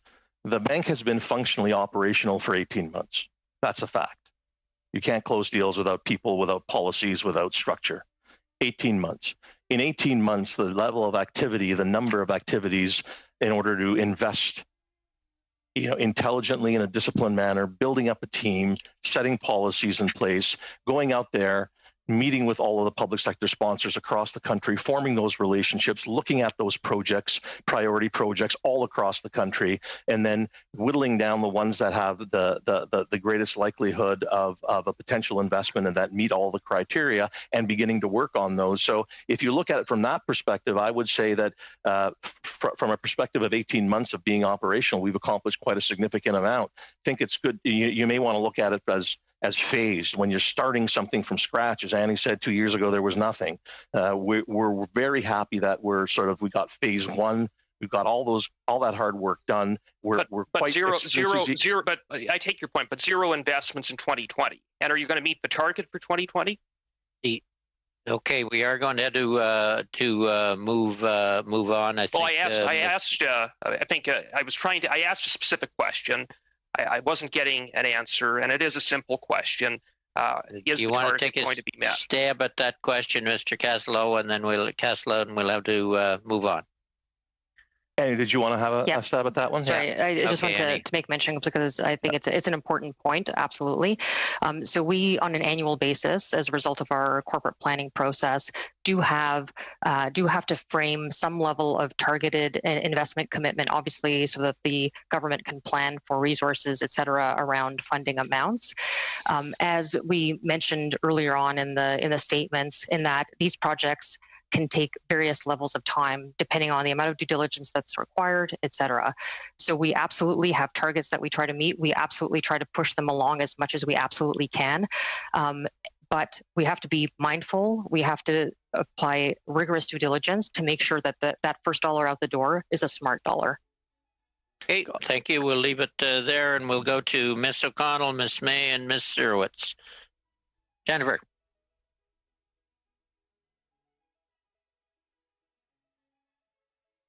Whoops, we can't hear you. Can you hear me? Yeah, we got you now. Okay, sorry. Sorry, thanks, Chair, and thanks to the witnesses. So I won't have a lot of time for questions, so I just want to put out there, I want to talk about broadband. And Ms. Ropar, you spoke at the beginning in your presentation about one of the roles you have is advising governments at all levels on investment opportunities. I tried to write your exact words, so correct me if that's incorrect. And then, Mr. Kassala, you also spoke in lines of questioning, I think, from Mr. Polyev in regards to the importance of the investments that maybe the private sector wouldn't be there. And for me, in my community, broadband is a perfect example. We are right next to Toronto. And so investing in the infrastructure for broadband in our community is not worth it to the private sector right now because they have a customer base in Toronto that is growing and huge, and going 20 minutes away or any bit further north, and I'm talking even in urban Pickering, let alone the rural parts of my riding, it's not an economic investment worth making for those telecom companies. However, there is an economic benefit to our country if more people had access to broadband. So in that comment, how or what are you doing to work with, for example, municipal levels of government who desperately want to get into the broadband delivery to provide this resource? And then can you maybe speak to what we can expect, because this is the number one issue, for example, in my riding, and how is the Infrastructure Bank able to help tackle this enormous need in our communities? Yes, thank you for your question. Yeah, I mean, you know, no disagreements with anything you've said, of course. The importance is there, the need is there, and we are in active discussions, daily discussions with both ISPs, looking at different models for delivering broadband. Happy to engage with any municipalities that have that concern and would like to be more involved. But I think at the end of the day, our models and the things that we're considering are really focused on the government's commitment to connect every Canadian to 50/30 high-speed internet. Is 50 megabits per second download and 10 upload. That's the definition, CRTC mandated destination by 2030, and sooner than that. And that includes people in ridings like yours who are, close enough that it's really, really frustrating, but not close enough that they're going to make the investment. So, the circumstances you described are absolutely on the radar screen. They're absolutely being discussed. We're not there yet in terms of models, but I can tell you actively discussed on a daily basis and moving forward very quickly on trying to solve that. Okay, is that it, Jennifer? Okay, thank you. Then we'll take about 4 minutes each. Ms. May and Ms. Zerowitz. Elizabeth? Thank you very much, Mr. Chair, and thank you to the witnesses. This is a brief response to something that Mr. Poiliev put before us, which was the claim that LNG Canada didn't have any government subsidies. So I'll just direct you, Pierre, that there's $5.3 billion in subsidies from the provincial government of British Columbia, plus $275 million in direct subsidies from the federal government of Canada, plus a $1 billion tariff waiver issued by Bill Morneau, so the company doesn't have to buy Canadian steel and aluminum. And by the way, of the advertised 10,000 jobs in building that facility, 5,500 of them will be in China in the construction facility at Zhuai-He, which is near Guangdong province. And it's because the construction is being done by a consortium of a Texas-based company called Fluor and a Japan-based company called JGC. And they've managed to move the fabrication out of Canada and into China. So I know how much you like funding projects in the People's Republic of China, so I just thought I'd make sure you had that. But turning to our witnesses from the Infrastructure Development Bank, the Bank of Canada, I'm very interested in knowing more about how you're structuring projects in infrastructure in interties. I understand that you can't fund the publicly funded grid, such as Manitoba Hydro, but you can support the development of interties, which are much needed to ensure we have an effective national grid. Are other projects with interties in the works? Is it part of a larger concept? I'd really love to hear from whoever feels equipped to speak to that. Yeah, sure. I can speak to that. Thank you for the question. Yeah, we are actively engaged on a number of intertie projects. I mean, it's just fundamentally we want to move clean power from provinces that have it into provinces that don't have it and are still using not quite as clean power. And so there are several east-west type of initiatives that we're engaged in right now, and we have seen all sorts of things come across our desks, north-south, east-west, but we're actively engaged in those projects. Those are, full of potential and making great strides on many of them. A little more complicated because you start to, as you might imagine, you start to get two or more provinces having to cooperate and when they put their needs on the table and so on. It's just complicated. It's expected, but it's complicated. So those take a little bit more time, but we're actively engaged with a number of provinces over a number of those projects. So yes. And the one you've structured so far that, as was mentioned, Manitoba Hydro, of course, is the source of power, and it's running north. How much private capital is in that? I ask specifically because I was approached by some investors, I think more than a year and a half ago now, who were based in Montreal, who were looking at getting interties in order to deliver to the territories. And I'm wondering if it's the same project. So the actual structure isn't done yet. There's lots of work to be done, and so we're working on that.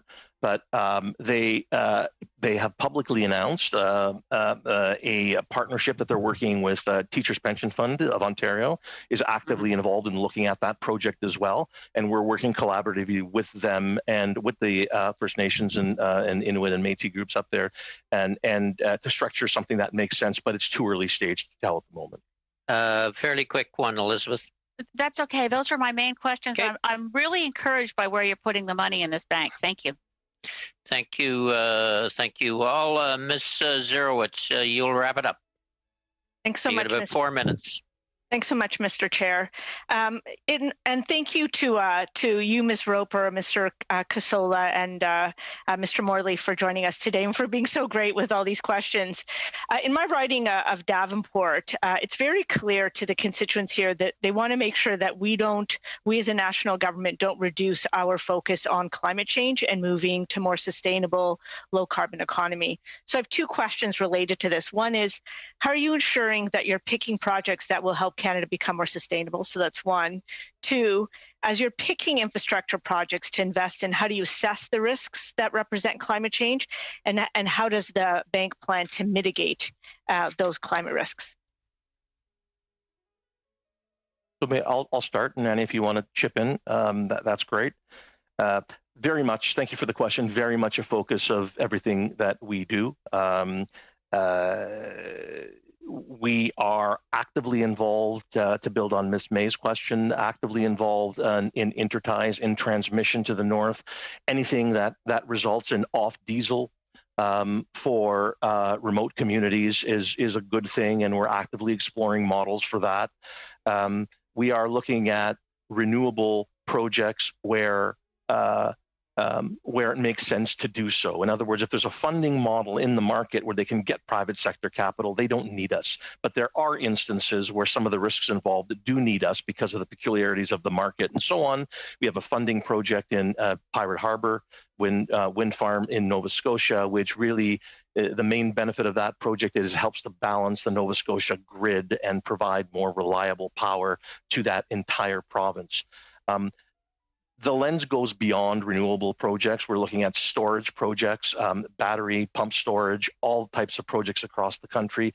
In addition, even when we're looking at transit projects, we're always looking at the option of electrification, as well as, and there's always a cost trade-off, obviously, and those are policy decisions that public sponsors will need to make, but we always put those options on the table for consideration and try and get some measure through external validation of GHG reductions, value, and everything has a value, and everything has a cost. And so we view it very much as our job to do the work to put good and valid options on the table for all of the levels of government with which we collaborate. Thank you. Anything else to add, Ms. Roper, or can I go to my last question? No, nothing to add there. Thank you. Perfect. And this is actually a question that our chair raised. I think there was some confusion around subsidy versus loan. And is this sort of the right moment maybe for someone to clarify? Just because I think we started off with grants, then we moved to subsidy, then we moved to loans, then we moved to subsidy. So can you maybe provide a very clear definition of what it is that we're actually providing in terms of loans or subsidies? If you could just be clear on that, that'd be helpful. John, I can start that, John, Sure. if you wanted to Sure. step in. So I think, yes, I agree. I think a lot of terms and terminology are sort of being mixed in together. A loan is a type of product, obviously, that we would contribute to a project, and that could have varying levels of an interest rate attached to it. But that is just one product, if I can call it that, or one type of instrument that we can actually use. As we had mentioned before, we can use equity, we can use some other form of financial instrument to contribute and fill the gap in the capital structure in that project. So I think that's kind of how we frame what is our opportunity set on the things that we can offer to a specific project. If I could just make one short comment to add to that, I think it's important to separate the actual capital that we provide, the big number of dollars, with the interest rate or the return that we charge, interest rate required. The actual capital, taking the REM as an example, is roughly $1.3 billion. That is not a subsidy. That is not a grant. That is a repayable loan. Where the subsidy portion of it may come in is if we charge an interest rate of 1% where they should have been paying 3% or 4% if they went to the market. The difference between the 1% and the 4% could be characterized as potentially as a subsidy, but that doesn't negate the fact that using that structure, we still get the $1.3 billion back when you wouldn't in a full grant scenario. So I'll just leave it at that. Perfect. Okay, I think that is helpful. Thank you very much for your appearance today. I think we had a great discussion on a number of fronts and cleared up quite a number of issues. And certainly, we want you investing. I believe the words was intelligently. It is taxpayer money. For committee, so thank you to the witnesses for appearing today. For committee members. The next, we get a bit of a break because of the what's happening on maintenance in Ottawa. So the next meeting will be July 7th, and it will be two panels. One, the Financial Consumer Agency of Canada, and the second panel will be the Superintendent of Bankruptcy Canada. Just on my own behalf, I certainly want to thank committee members for their endurance over the last 4 or 5 weeks. We've heard from just about 350 witnesses. So members are to be commended for all their efforts. So with that, thank you again to the witnesses. Wish you well in all the work you do on behalf of Canadians. And with that, meeting adjourned. Have a good bit of a week. Happy birthday. Thank you. Oh, Thank you yeah, all very thanks, much. Thanks, guys. Thank you. Bye-bye.